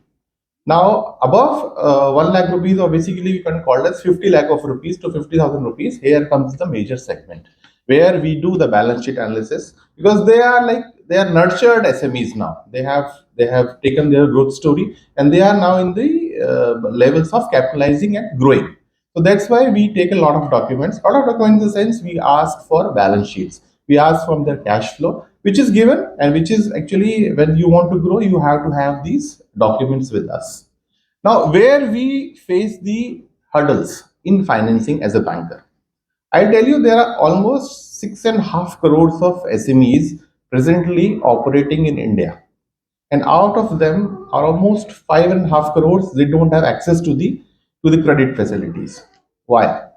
First of all, they are not registered on Udyam portal. Are you aware about Udyam portal? A lot of SMEs, the data says only 10% of the SMEs operating in India, they are registered on Udyam portal. Second thing, what they are doing and what they are showing differs. Like as the previous speaker said, we will go for the financing where we feel that our money would be safe. The profits are good, the turnover is also good, but what is shown in the balance sheet differs. Here comes the challenge to the bankers, because we are the custodian of public money, so we will give the money to those people where we see some sparks, some promises. There, as a banker, we have a lot of issues. So our request to all the entrepreneurs is that whatever the activity you are going, contribute to the nation. That's how here you can give us some leeway to partner with you. Another thing is that the financial discipline is not observed. Like the current accounts are there, different current accounts are there. So the turnover in the current account where we take as a first step for financing doesn't commensurate with the turnover. That's the basic challenge we face. Sometimes the things happen in cash, sometimes the things happen in kind, doesn't show, it doesn't come in the books, and here the bankers are in soup. So our request to all of you, we having a lot of digital emphasis from Government of India, use the banking system for your turnover. That will be really helpful for you also in the growth and for the bankers also to partner with you. Another thing what we face is the paperwork. Sometimes the papers doesn't come in time. So if you are like going for financing, have a structured financial partner with you, or if you have in-house capabilities, give us the paper in time. Like we ask the customers to give the papers in one shot, but it come in tranches. So here comes the delay in the sanctioning process. That will be helpful for all of us, because SBI being the government bank, the government implementer of the schemes, we want to partner with you. We want to finance because we have internal targets also for these schemes like the Stand Up India, the Mudra schemes, where we want to nurture the SME ecosystem for the growth of this country. Another thing is that we have come out with new schemes where we don't ask for the papers also. SBI has come with a new product called as pre-approved business loan. It is basically depending on the turnover, what you are showing in your current account. We give you finance up to 20 lakh of rupees. We don't ask any document, no balance sheet, nothing is asked. Depending upon the turnover which you are showing in your current account maintained with SBI, we give you a loan of 20 lakh rupees based on Udyam registration. Second thing is the KYC documents, and we just take a document called as DP note and DP delivery letter, which is not stamped also. So these things will give you, entitle you for a loan of 20 lakh rupees. So another thing is that we have a dedicated scheme for startups also. SBI has come out with a dedicated current account called as the SBI Startup Current Account, and I'm glad to share with you that we have opened a dedicated branch for startups in Bangalore, and shortly it is coming to Mumbai also. We are in the process of forming a dedicated unit for startups, because startups are the major requirements of economy and everybody is nurturing them. So we will be shortly having a startup branch in Mumbai, where we will be giving all the support, including the legal, technical, financial, and all the requirements of startups will be catered at that particular unit, which will be opened very soon. So these are the things which I just wanted to share with you. I can speak a lot about startups, a lot about SBI financing, a lot of things I have. Schemes are there. I can give you a plethora of schemes where the SBI is there. But I will be happy if you can just ask me the questions where you feel that that impediments come from the banking system, the impediments come from the financial groups where the SME doesn't get the finance. So that's all from my side. If anything, any questions you can ask, I will be happy to answer that. Please. My name is Jagdish Parekh. I have heard that below 5 CR limit,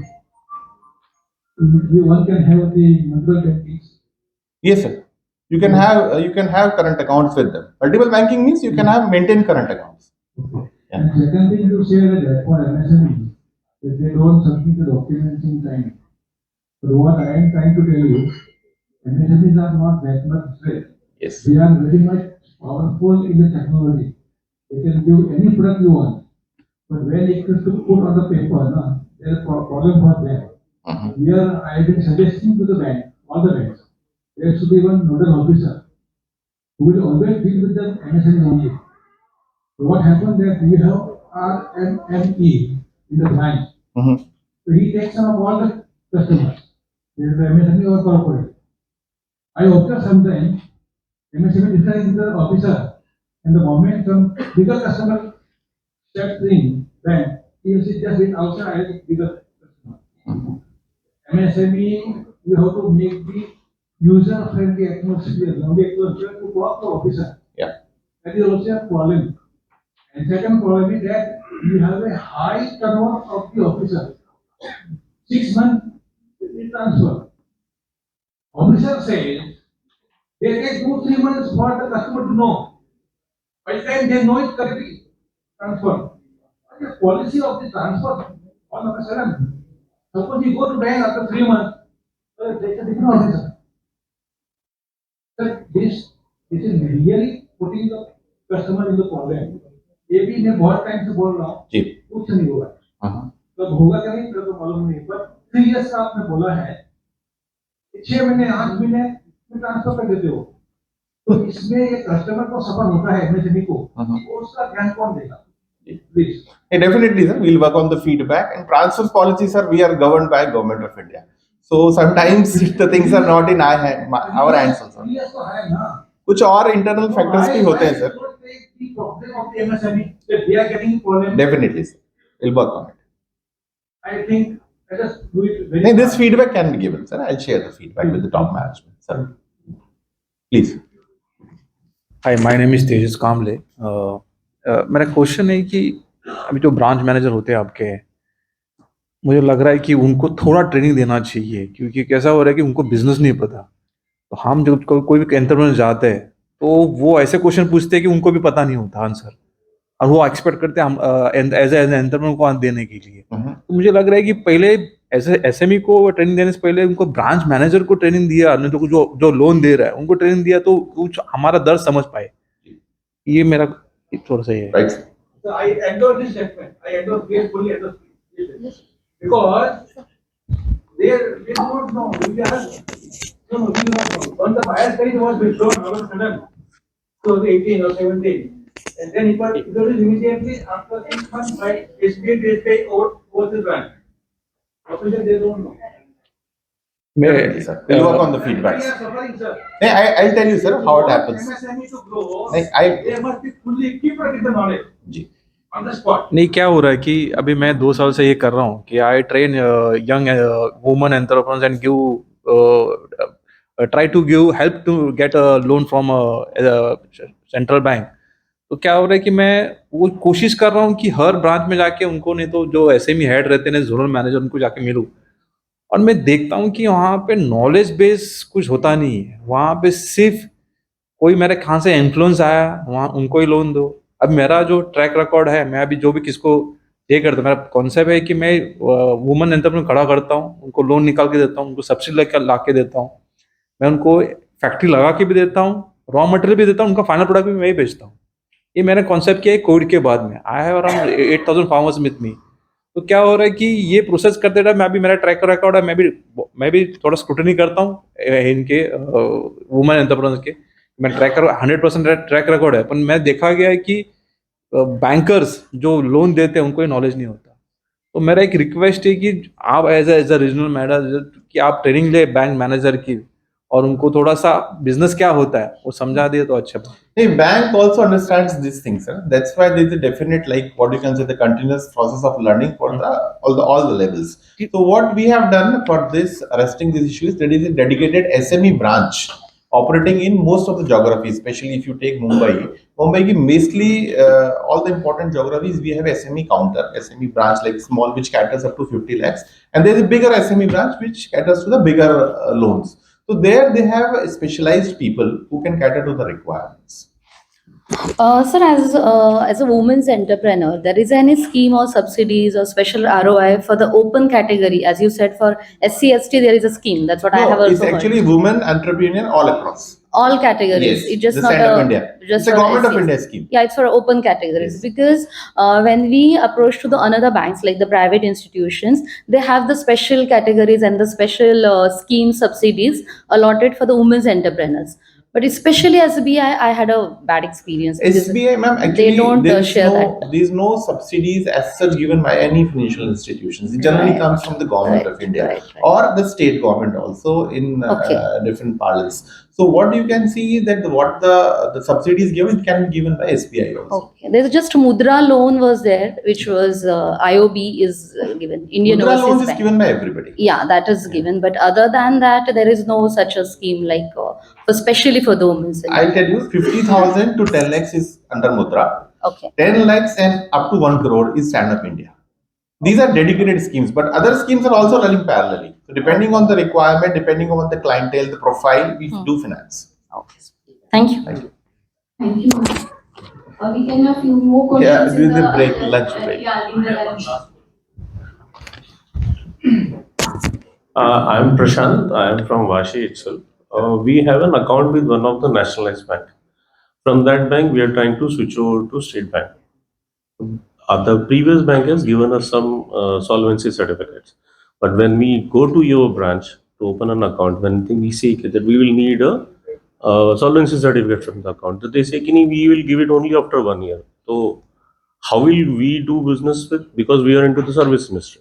Without the solvency certificate, we can't go and do business with the government tenders. We need that. I think I will question you offline during the lunch break because it's a different individual cases are coming now. Fine. Okay. Okay. Yeah. Thank you. sir. Thank you so much. So it's my pleasure, and I'm delighted to be here. And thank you so much for inviting us, Mr. Salunke and the entire SME chamber for inviting me over here. Thank you so much. So first, before we start, can we put a round of applause for each one of us because we all are entrepreneurs and it is not easy to be an entrepreneur. So let's put our hands together for each one of us. This is one way which I took an applause before my presentation. I don't know after the presentation whether anybody will applaud. Okay, so my name is Prakash Nair. I am the Chief Operating Officer for Beacon Ventivity. Beacon Ventivity is basically a financial consultancy and distribution company. We are established in 2015. It's a group of Beacon. It's a part of the Beacon group of companies. Many of you know the promoter, Mr. Pratap Singh Nathani. So we are a part of his group. What we basically do is we expertise in business insurance and estate planning. Now, what do you understand by business? Anybody has heard of business insurance before? So that's one hand coming up. The second hand coming up. Okay. So I would start with a quote. The quote says that we encounter bad times because we don't do right things during good times. So I repeat this quote once again, which says that we encounter bad times because we don't do right things during good times. So when our business is extremely doing well, we can actually take up this business insurance. But when things go bad, as happened in COVID, a lot of businesses went down the drain, a lot of businesses could not succeed, lot of organizations shut shop. But during the bad times, we will not be able to do anything. But during good times, when we take up business insurance, it can help our business a lot. This face doesn't need any introduction. The towering personality from the film industry, Mr. Amitabh Bachchan. But when it came to business, we all know that ABCL went down the drain in the late 90s because of the strategic moves which were made, which was not correct for the organization. Can we put up that audio? जीवन में एक बार ऐसा दौर आया जब मैं background हो गया दिवालिया हो गया, मेरी बनाई हुई कंपनी घाटे में चली गई, करोड़ों का कर्जा चल गया, मेरा व्यक्तिगत बैंक बैलेंस जीरो एंड शून्य, कमाई के सब जरिए बंद थे और सरकार की तरफ से घर पर कुर्की के छापे लगे। ये बात धीरूभाई को पता चली, बिना किसी से पूछे जाने उन्होंने अपने छोटे बेटे और बड़े बेटे। So this is what can happen to big business houses also. Mr. Amitabh Bachchan has been a personality where everybody knows the successful pattern which he has continued in the film industry. But when it came to business, this is what has happened. I'll take a second example. Very recently in 2019, Mr. Siddhartha, we all have learned about cafe coffee day. Everything can. What was the tagline of cafe coffee day? Everything can happen over a cup of coffee. And we all know what happened to him. Finally, he had to commit suicide. He ran into debts with income tax, and he had to end his life. Now, cafe coffee day, the business of cafe coffee day is now going down the drain, and there are other competitors which have taken over. The third example is of Mr. Yashvardhan Birla. When Yashvardhan Birla was just 22, we all know the story that his father Ashok Birla died in a plane crash. He was too young to take up the business ahead, and he had some advisors who were not really interested in the business. And by the time he got to know about his business, 8-9 years have gone down the drain. And those 8-9 years were very, very crucial years where he could have strengthened the business. So now coming back to what my previous speakers told about, there are a lot of how many of your businesses have you started by taking loans or your collaterals? How many businesses are there here? Okay. So to start a business, we require capital. So from a capital, what do we do? For a capital, what do? We take loans from the banks. Either we put our collateral into place, and this is how we start the business. And when the business is doing well, it is absolutely fine. But then what happens when the business starts? You make some certain strategic moves, and the business doesn't do well. That is where business insurance plays a very important role. Now let me tell you what business insurance does. Business insurance segregates the money from your company's cash flows for the promoters. Am I making sense? Am I relating to this? From the company's cash flow, there is a provision in the business insurance where you can segregate funds. आप funds को अलग तरीके से निकाल के आप उसको promoter के कैश फ्लो में ला सकते हो from the companies cash flow.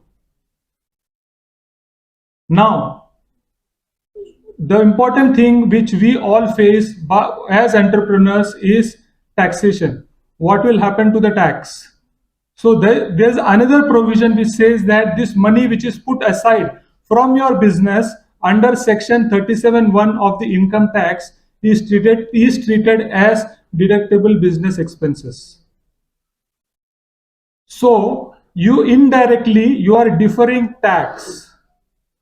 Now let us take an example. If your profit is 1 crore, corporate tax को 25% के हिसाब से लाते हुए हमें कितना टैक्स भरना पड़ेगा उसके ऊपर? 25 lakh.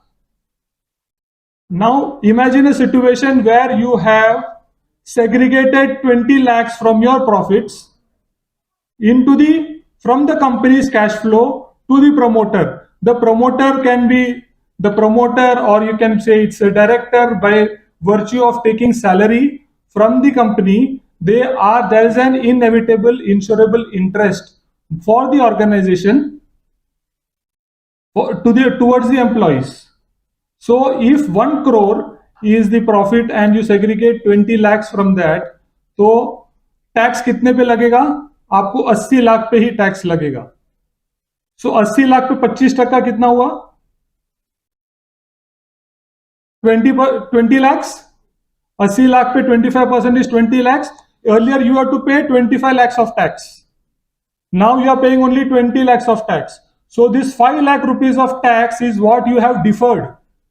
So in Indian scenario, we say that a tax deferred or a tax deferred is money saved. So if you are doing this for the next 10 years, you are saving a tax of, you are deferring a tax of 50 lakhs. Seems interesting? So this 5 lakh rupees which you have deferred, you could invest in any of the instruments which are available, which is giving you 14, 15, 16% returns, especially in the equity market. Mr. Gagandeep Singh spoke about IPOs, and IPOs we know when invested for a longer period of time, that gives us 15, 16% returns over a longer period of time. So this is now, if imagine a situation where we have spoken about Yashvardhan Birla, the promoter of the company expired. He was running the business and there was no legacy left behind who could carry on the business for a longer period of time. They did not understand the business because the main person expired. So there was a certain amount of cash flows or revenue which was brought forward by Mr. Ashok Birla to the organization that ran into losses. That did not come. So that is the reason company ran into losses. So in such a scenario, with this money which is put aside, there is a substantial cover which can be provided to the key employees or the key person or the promoter of the organization. This money which is put aside can also be liquidated at certain point of time when the company requires cash. When there is a cash required, when there is a cash crunch which is there in the organization, this money can be, which has been put aside, can be used. This money which is put aside for investment purposes can be used as a collateral in any of the banks or the financial institution. This money which is put aside for the promoter to protect and safeguard the promoter can put a positive picture for the organization to the banks and the financial institutions also. My previous speaker, Mr. Kapil, you are here? No. In such a case, when you safeguard the promoter or the key employees of the company or of the organization, that puts a positive picture onto the banks, financial institution, and that is easy for you to get further financing. So these are the advantages of business insurance. Now let me come to the last part, which is written over here. Creating asset which cannot be attached by the court of law. There is a provision again in business insurance that the money put aside can be used only for the wife and children, or wife or children of the promoter or of the employee of the organization, and it cannot be attached by the court of law. This is the only provision which is there in the Indian Act which says that the money cannot be touched by the court of law during bad times. Now we saw the example of Mr. Amitabh Bachchan. There was a point of time when the creditors came to take away his house, his personal property. But this asset which is created by segregating the cash flows from the company's money cannot be touched by any creditor. So this is the provision which can be provided only for business insurance. This is something which has gained popularity post COVID, but then the application is too low, the penetration is too low. This is a very old strategy. There are certain, how many of you sitting over here have segregated the cash flows from your company's cash flow to your personal thing, as I'm talking about? How many of you here? How many of you knew about this business insurance and have implemented it? I can see only one hand which is raised. Second. So we, Beacon Ventivity, we are expertise in doing that. over a period of last 6 years, we might have helped at least 55 to 60 SMEs to chalk out a plan for succession, or during bad times, what will happen when you do a business insurance. So we have been expertise in doing that. Also, we would also like to stress on the fact that when you have done the entire thing, when you're done your entire financial planning, what is important is also your will planning. We expertise in doing that also. Over a period of last 6 to 7 years, I personally have come to know that if you have lot of assets, even not lot of assets, even you have a single asset, and if it is not, if there is no will made, will का मतलब मैं कहता हूं कि वसीयत, अगर आपने वसीयत नहीं बनाई है, and if there is a problem, for your legal has to prove that, it also takes 2 to 3 years. Once again, we as an organization, we provide you those advice. We do an end-to-end business insurance plus this wasiyat to ensure that your wealth which you have created through various means, through your hard work, is protected. So with those cash flows, you have got an option to participate in any of the funds which are available in the market. It can be aggressive, it can be debt fund, it can be balanced option. Also, as I mentioned, the cash flow can be used as a partial withdrawal for various purposes during your company's bad times. So that's all from my end. If you have got any questions, I'm open to it. Yes, sir. Keyman is a part of business insurance. Keyman, yes, you're right. Keyman is a part of business insurance, but business insurance is a very, very broader picture. Now you can say that Keyman will cover you only during the death of the promoter. There is a cover which is provided for the promoter. So when something happens to the key person of the organization, that much amount of money comes to the business. Fine. So that is only what Keyman does. But what when the business runs into losses and you want some cash flow which is happening, you want more finances which is coming back to you. So in that scenario, Keyman will not help. Keyman will help you only during the death.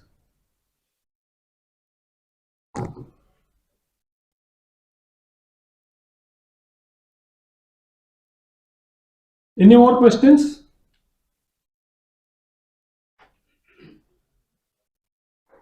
So if in case I find that in case if there are any questions, we can catch up during the lunchtime. Otherwise, thank you so much for inviting us. It was a pleasure to be with all of you. And very importantly, in the last 6 to 7 presentations, I personally have learned a lot, going away with a lot of knowledge. And thank you so much. Thank you, sir, for those wonderful inputs. Now I request Ms. Kushnuma Khan, who is an advocate and solicitor at KK Associates, and her topic is SME Backbone of India. Ma'am, please. Good afternoon, everyone. So everybody is looking very tired and hungry, but I'm so sorry. I have to finish this session, but I promise I won't be a nuisance between you and lunch. So today we are taking the topic on SME Backbone of India. This is my company, KK Associates. I am the founder of a law firm, which is KK Associates Advocates and Solicitors. We have been doing civil practice for corporates, and also we majorly we have taken this initiative to support the SMEs and startups. So in continuation of what all my co-speakers have been saying and have been given a wonderful session, be it information technology or marketing or listing, fund financing, insurance. So in continuation of all what has been said, it will be criminal if I don't talk about the legal system which have been put into place for the SMEs. As we all say that SME, so as we have all have seen and we all know that SMEs are the backbone of our country, and to promote this, there have been several platforms and several schemes and several initiatives which has been taken up by the government, by various chambers.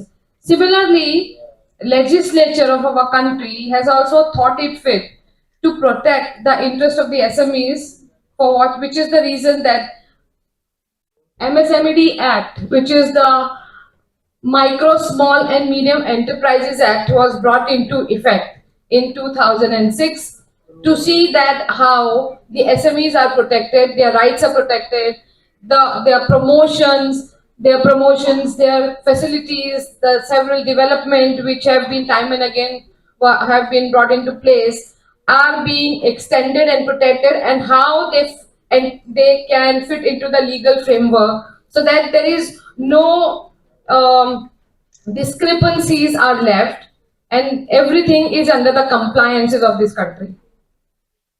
But what has happened is over a period of time that SMEs being small group of enterprises, there are lack of awareness. Even those who are aware, they fail to understand the importance of the legal system. Most of them do not get registered themselves so that they can take advantage of it. Those who are registered are either negligent or ignorance of taking the proper steps, what is required to be taken for legal compliances, or the efforts which are taken to enhance the growth of their businesses.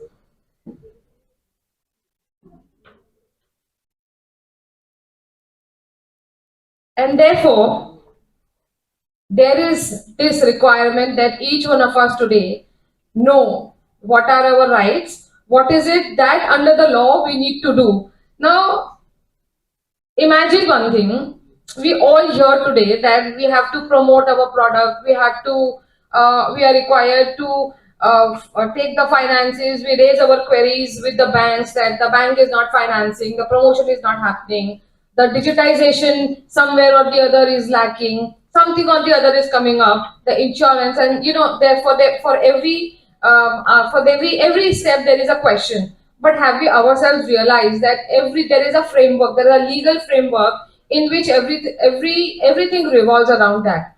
If it is information technology which comes to your help, then there is also a legal framework for that. If it is financing by a bank, then there is also a legal framework. If there are several schemes which have been brought up by or introduced by the government or introduced by banks individually, they are within the legal framework. For an SME, but for an SME for the compliance. So have we made ourselves aware of it? Are we making the necessary compliances? Are we really when it comes to the MSME compliances, are we doing those compliances in time? Which is why is always the issues which are coming with the MSMEs, that MSMEs are somewhere or the other, they are lacking for promotions or expansions for themselves. Now, the first and foremost thing, I think many of my speakers have already spoken about it. The first thing what we need to do is register ourselves. I think most of you must have been registered with with the MSMEs on portal, and you have the registration of Aadhaar Udyam or the memorandum or Udyog Aadhaar. So there is a very simple process of filing. Everything is online. Earlier, you used to file with the joint director of industries a memorandum too, but now everything is gone online. So we can simply file online, and it is just free of cost. Now, what is the objective of this Act, MSMED Act?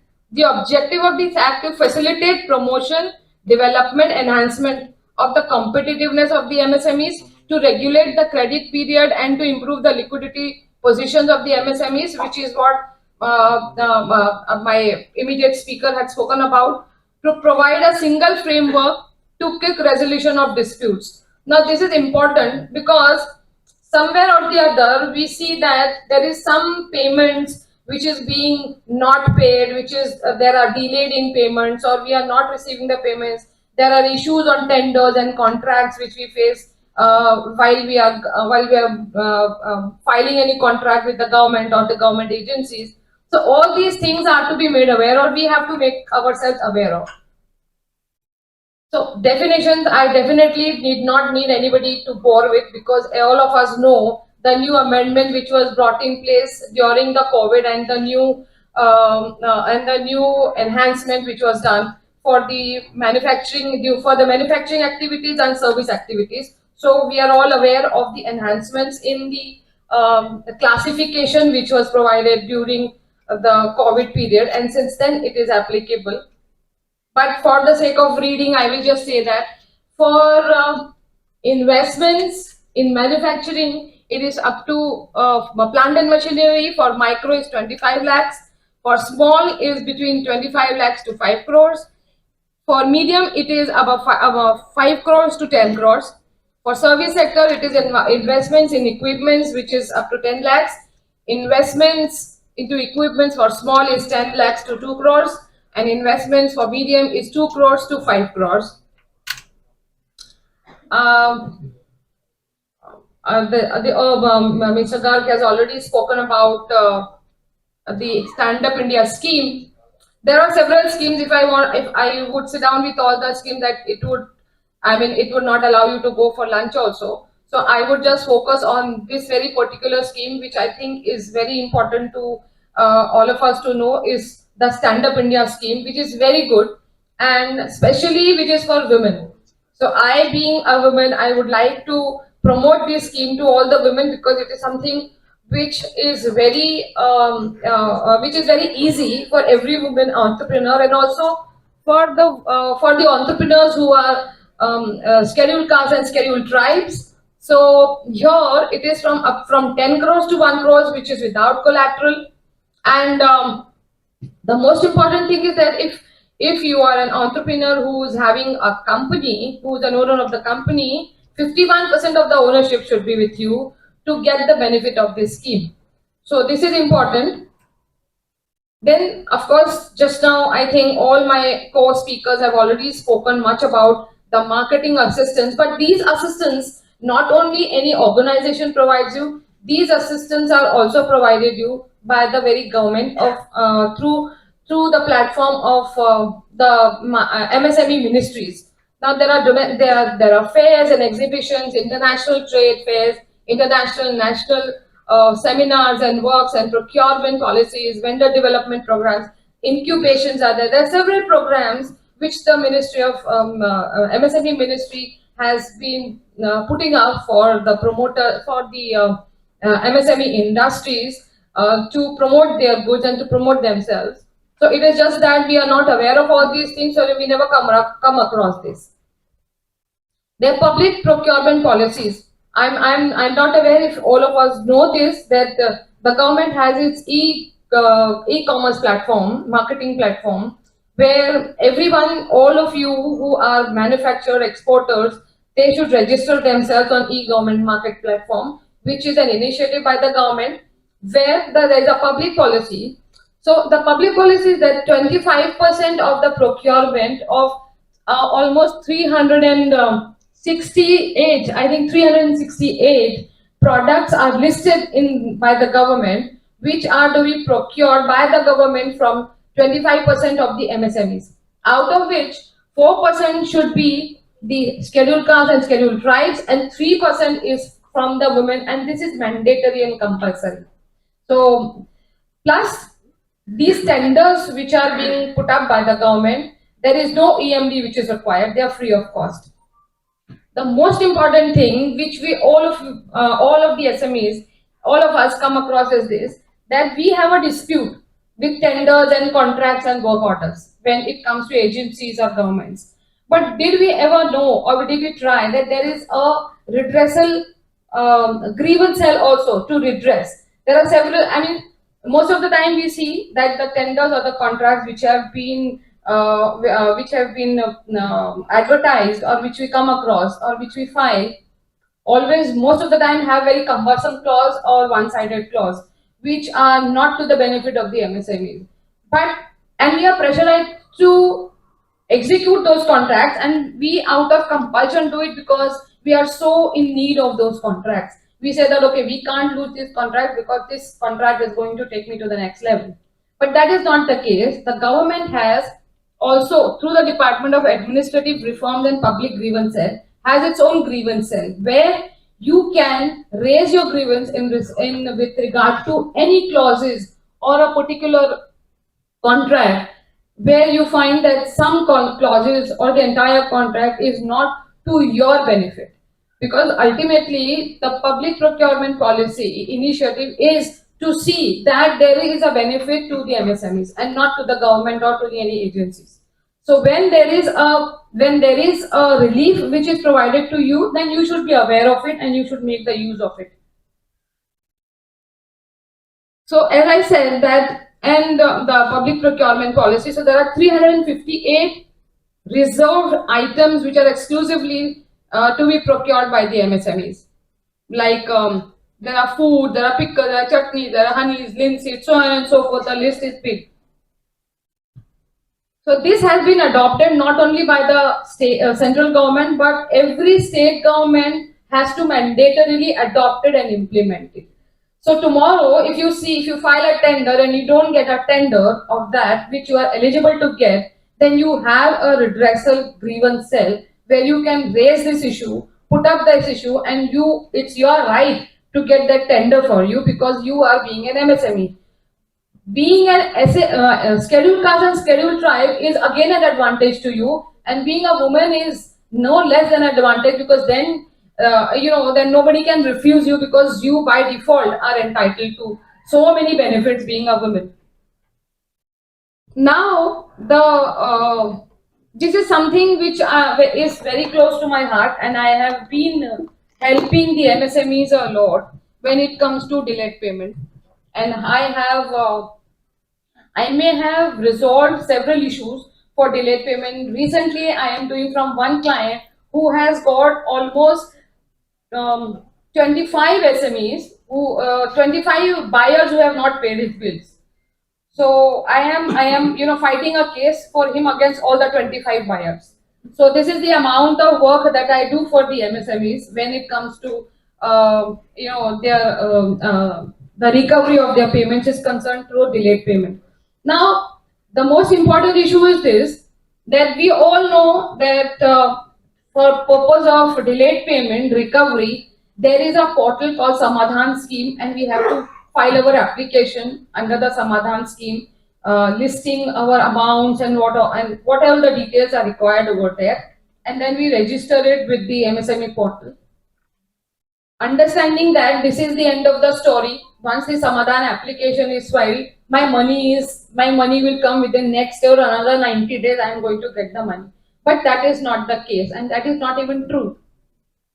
The government has its own processes. Merely filing your application does not mean you are entitled to the money. There are other compliances which needs to be done. So for that compliances, once you receive, either you will receive an email that your application is rejected, or you receive an email that now you have to file your documents. If you receive an email that your documents are rejected, you really need to check that what is it that lack.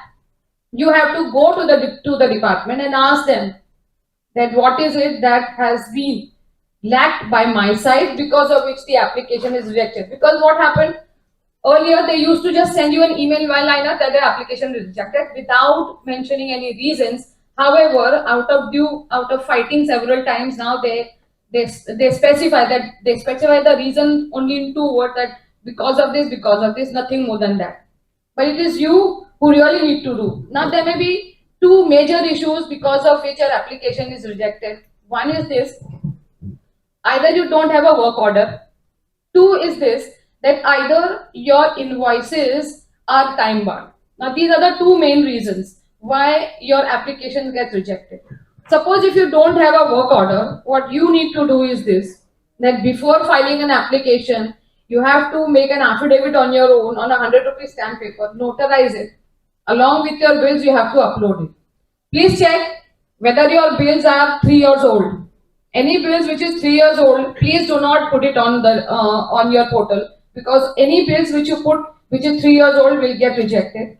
It is better if you have current bills, or bills which is 1 year old or 1.5 year old, then you can upload that. Please do not put any bills which is 3 years old. Once you're filing the documents, then you can submit. But for the purpose of a samadhan, do not make that mistakes, because then your application is bound to get rejected. Once your application is approved on the basis of the document that you file, the next step is that you get a further email from them saying that now file your documents. What the MSMEs do is this: they compile the documents in a very haphazard manner, one liner, two liners, three liners, and they put it up and they just file it with the MSME. Now, those guys are also not from any legal background, so they don't understand how they have to adjudicate upon the claim. So it is better that you hire an advocate who will help you prepare your document, your statement of claim, and then along with it your documents goes, and you make a proper filing to it. A proper case has to be built up and put it across them, so that they can evaluate. Because see, the first step after you have submitted your documents is this: the council will put you up a notice that now both the parties sit for a conciliation. It is hardly a case that conciliation gets parties reconcile and they make the payments, or they agree to make the payments. That never happens. So the next step goes is that there is a dispute and the council has to arbitrate. When it goes to arbitration, then your documents have to be foolproof. Your case has to be foolproof. If your case is not foolproof and you have not stated the reasons why you are there, the other side is going to bring his own case and his own replies, and that's where it makes your case weak. So your documentation has to be very strong from a legal perspective to make your case foolproof. And that is the only success of my work, what I do for SMEs, that when they come to me, I see to it that whatever time I take, but my documents are foolproof, which leads them to success. So, their case is really, it is understood by the council also, because they are not one person, they are 5 people, and 5 members of the council come from different backgrounds. To make all 5 of them understand is a task. So, this is what it is. So, now, another thing which is important, that we all know that there is interest which is 3 times the 3 times banking rate of interest, which is RBI, which is nominated by RBI, report by RBI, is charged on each bill which has been delayed. This is the only thing which thrills every MSME to go and file the Samadhan application, because they think that the moment I file the application, my task is done and I am now from this date onwards going to get 3 times banking rate of interest. But that's not so. That requires so much of work into it. So currently the banking rate of interest which has been set by RBI is 7.65, which comes to nearly 22.95. So this is, today nobody will get this amount of interest what you are going to get on your bills. But yes, of course, you get all these benefits only when you are very vigilant and you know what you are doing and you have done it very smartly. So now the buyer is like, so suppose you get a delayed, your payment is delayed. You are merely following it up on phone calls that my payments are delayed, you're not making the payment, you're not making the.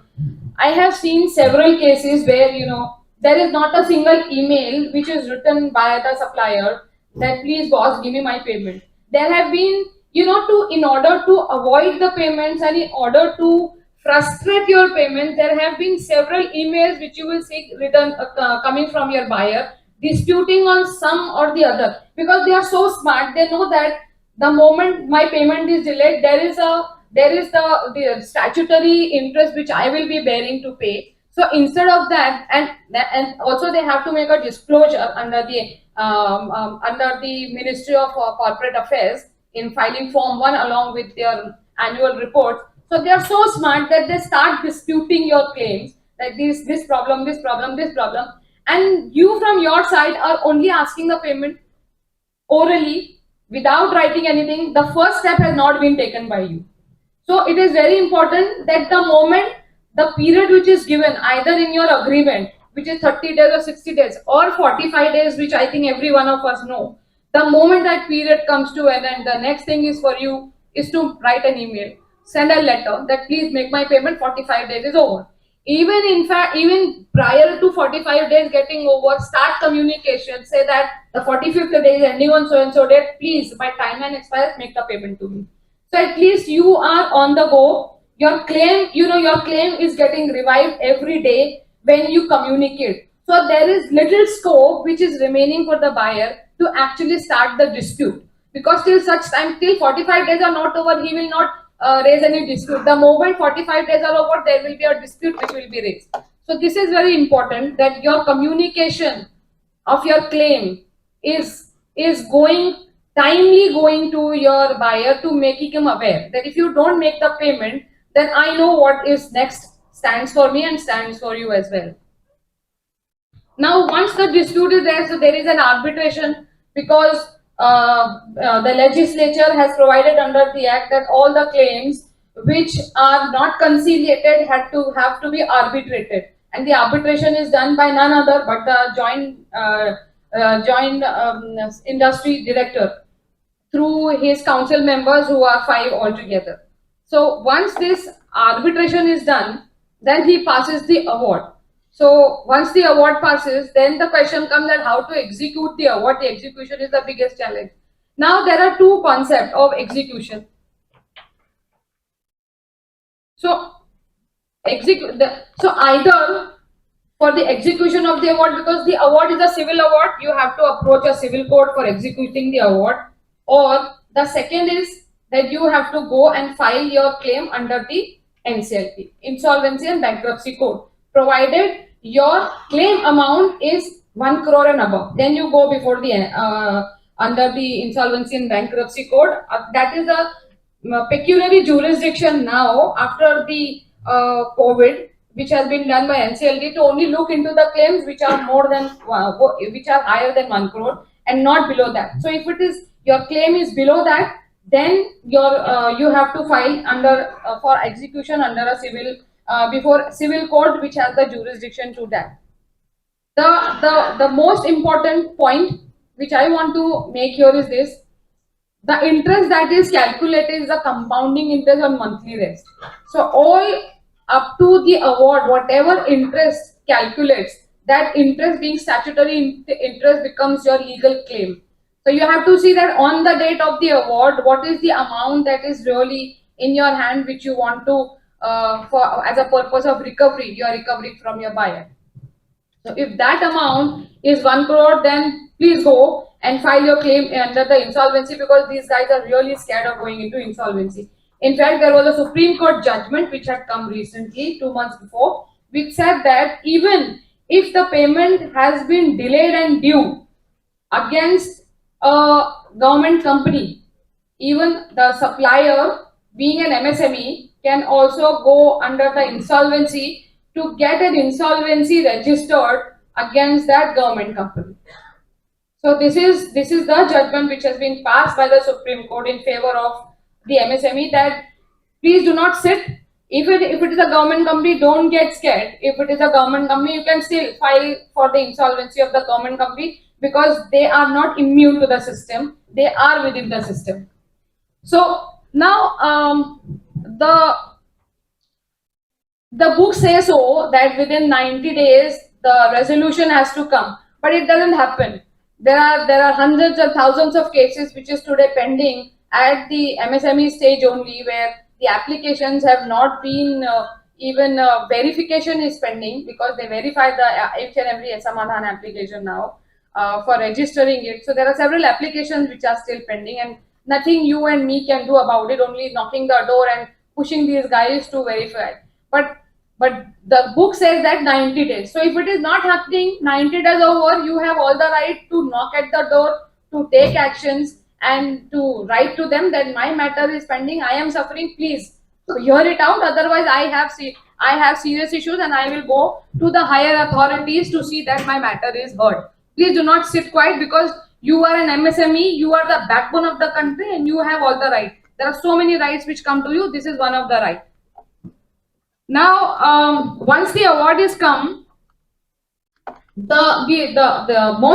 before you even go to execute the award, you will see your opponent going and filing challenging the award. So don't get scared. Take it as a blessing if he challenges the award, because the moment he challenges the award, he has to immediately deposit 75% of the amount, which is a decretal amount and which is a big money for him to pay. Unless he doesn't pay that money, his challenge is not going to be heard. And I have done several cases where my clients really get jittery that now we have got the award, they are being challenged, now what will happen? So I just tell them, don't worry, your 75% money is coming in immediately. So if they are not moving it, we will move the court and we will say, let them deposit 75% of the amount here right now. Give me give us the credit to our SMEs and let them argue the case. That is all. If at all we don't succeed, we will repay the money. But till such time they succeed, you are enjoying the money, your rest of the work is being done. So take it as a blessing. It's really a blessing if they go and challenge the award, because you get 75%. And the moment, and we have won so many cases from the Supreme Court, when the 75% money is paid, they really feel that we are losing the case. This will go on because the actual amount, the 3 times banking rate of interest, is so much pain to them, and that goes multiplying every day to them, even after paying 75% in interest. So for them to go to Supreme Court and then come back after paying 75%, rather they feel that it is better that we settle the matter and finish it off. So I get very happy when I see somebody going challenging, because then I say, okay, my 50% of the decretal amount is with me and I am secure. 25% we'll keep fighting. So this is one, and second is this, that every company which is a defaulter or which has delayed the payment has to make a disclosure, as I said, to the Ministry of Corporate Affairs when they file their audited report. Now, one thing I would, and it is a crime, it is penalized if they do not do that, and the penal is very strict, stringent. They have to pay 3 lakhs of rupees for the default, or 6 months of imprisonment, and it is a civil imprisonment. The one thing which I want to point out here to all the SMEs is this: the moment you see your payments are delayed and 45 the time period of 45 days has got over, there is a portal of the government which is called NESN, which is the National Governance Service Portal, created by the government of India, where all the SMEs have to upload their upload the invoices which are under default. So please upload all the invoices. The moment you upload the invoices, those invoices are then goes to the all the government departments, to income tax departments, to MSME departments, to all the departments, all the government departments. Those invoices are shared. So the moment your buyer is disputing, or he is not even filing the form 1 for the purpose of the delayed payment, he cannot dispute that these payments are pending, because then those are reflected on all the portals. So this is one added advantage to all the SMEs, because then the scope of dispute by the buyer gets very narrowed down. So now this is one judgment which have come 1 month back, because there has been back and forth judgment which has been coming by the Supreme Court. Now this is Silpi Industries versus Kerala State Road Transport Corporation. Does anybody know about this judgment? Is anybody aware about this judgment? Nobody? Okay. So this is the judgment which has enunciated the principles for the MSMEs. Now Supreme Court, firstly, it has said that any MSME which has entered into a contract, any contract, service contract, works contract, manufacturing contract, has to be registered on that particular date. He has to be a registered MSME to get the benefit or to enjoy the benefit under the Act. What had happened is, after getting into a contract, when a dispute has arisen, the SMEs go and register themselves, not at the time when they have actually entered into a contract, and then they start claiming the benefit under the contract subsequently. So the Supreme Court has laid down the principle that any SME on the date of their contract is not registered as an MSME, he will be deprived of the benefits, whatever benefits you have. So to claim the benefits of a particular contract, maybe a tender contract or your MSME delayed payment or whatever benefits or your loan benefits, you on that particular date when you enter into a contract, third party contract or your works contract, you have to be a registered MSME. Otherwise, you don't get the benefit. So if anybody of you who are into the contracts or who have not done the registration, please do the registration, because your dispute otherwise will not be recognized, or even the benefits which you will be trying to claim on the basis of the contract will not come. The second important point, which again the Supreme Court had carved out, is this: that when you have registered your claim with the MSMEs, you then dispute on the basis of arbitration. So when the Arbitration Act become applicable, your opponent has the right to file his counterclaim. Now this is very, very critical for any SMEs who has not taken the cognizance of his claim at the relevant time when you are supposed to take. So therefore, it is very important that when the moment your payment is delayed, you have not made the payment, immediately register with NESL portal your documents, issue a notice, a demand notice for your recovery of your payment, so that his chances of disputing your payments get mitigated. If you don't do that and he files a counter claim, then the value of your claim gets diminished. So this is very important to everybody who's sitting out here to understand this, that how you have to take control of your delayed payment, because I think majorly the issue is of delayed payment, that MSMEs do not get timely payment from anywhere. So for getting that, you yourself has to take certain measures, and you yourself have to be aware of your rights, what you need to do at the right time, at the right point of time. Otherwise, you will lose on so many things. And the most important thing, I mean, out of all this, I would, I'm almost covered and I am coming to an end now. The most important thing is this, when we talk about everything, other thing, like insurance or finance, the most important thing, we talk about finance, we talk about so many things. But you ask any of the MSMEs or anybody else, not only an MSME, any businessman or any personal person to talk about law, they will run away. They are so least interested in knowing the law of our country. But do you know that we all are within the framework of the legal system of our country?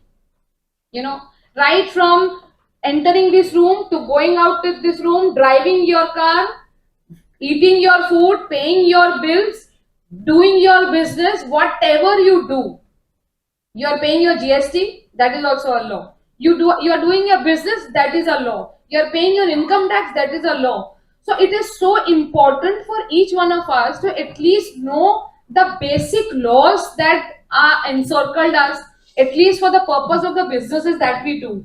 But this is the least topic which anybody would be interested.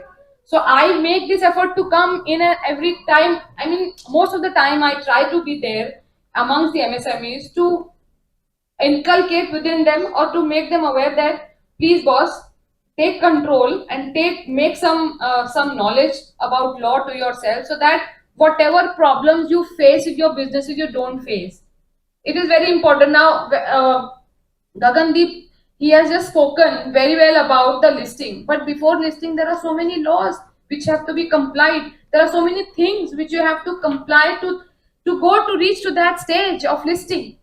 So you have to, because when you are doing business, you do business with law. So you have to make yourself aware of the law. So that's, before concluding, this is one thing which I want to address, that SME Chamber of India is just not a chamber making and bringing people here to speak, but it actually brings experts from different industries to make us aware, and to so that they promote the MSMEs. They try to resolve the issues of the MSMEs. They try to bring so much of vast knowledge. They are knowledge bank. So it will be so much important for us to, to make the most out of it, to take the advantage of whatever is being the hard work and effort which is being done by the MSME Chamber of India. And I thank the entire team of SME Chamber of India and Ms. Chandrakant Salunke for taking all these efforts. And the floor is open for Q&A.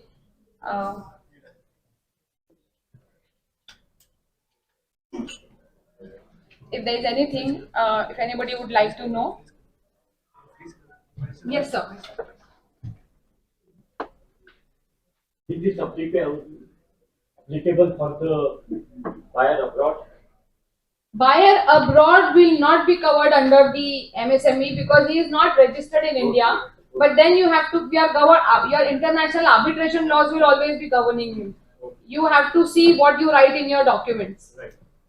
So for that purpose, it is important that you enter into a written contract with your offshore buyers.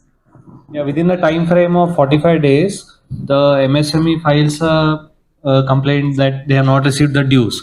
Subsequently, the client who is there, now that person is declared insolvent or he has filed for insolvency. Then what will happen on the preferential payment? First of all, you are not supposed to file within a time frame of 45 days. Because within a period of 45 days, that is a gestation period within which the buyer has to make the payment. Yeah, correct. After that limitation, then you raise your claim. You first file your NESL, which I just now explained, Yeah. and then you take the appropriate recourse. Now, suppose if you come to know that the buyer has declared under either any CIRP is pending or he has been declared he has as an insolvent, not insolvent, I would say. Rather, The case is filed. CIRP has been admitted. Then you have to file your Form B with the IRP. Okay. And Insolvency then, resolution professional, you have to file your claim. okay, correct. But then preferential payout when the insolvency proceedings are done. That will be happen when they have their resolution partner who comes in and takes the company and puts the money into it. So there will be because you are an unsecured creditor. Yeah. Unless you have an award in your favor from the MSME, you are an unsecured creditor. Once you have the award, then you become secured because then you have a decree. Yeah, correct. So if you are insolvent, if you are an unsecured creditor, then whatever payments come to you, that will come after a haircut. Yeah, yeah. So Like that, all others, yeah, vendors. same law applies. Okay. Law is same for everybody. Yeah. It will not change for any one particular person. Okay. Thanks. I am so grateful for this patient hearing. Thank you so much. See you again. Thank you, Kushnumaji. Thank you very much, and all the speakers, all the participants, to making this event very successful. I hope the proceedings of the event you must be benefited. And to continue this, I request all of you to those who are not a member of the chamber can become the member of the chamber. Apart from this events and everything, we are helping the industries. We are supporting them from pin to plane. Whatever you require, you come to us. We will support you. We will guide you.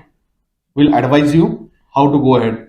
जैसे कि morning में मिश्रा साहब ने कहा, there are so many things you can learn. You go to the MSME Ministry's website.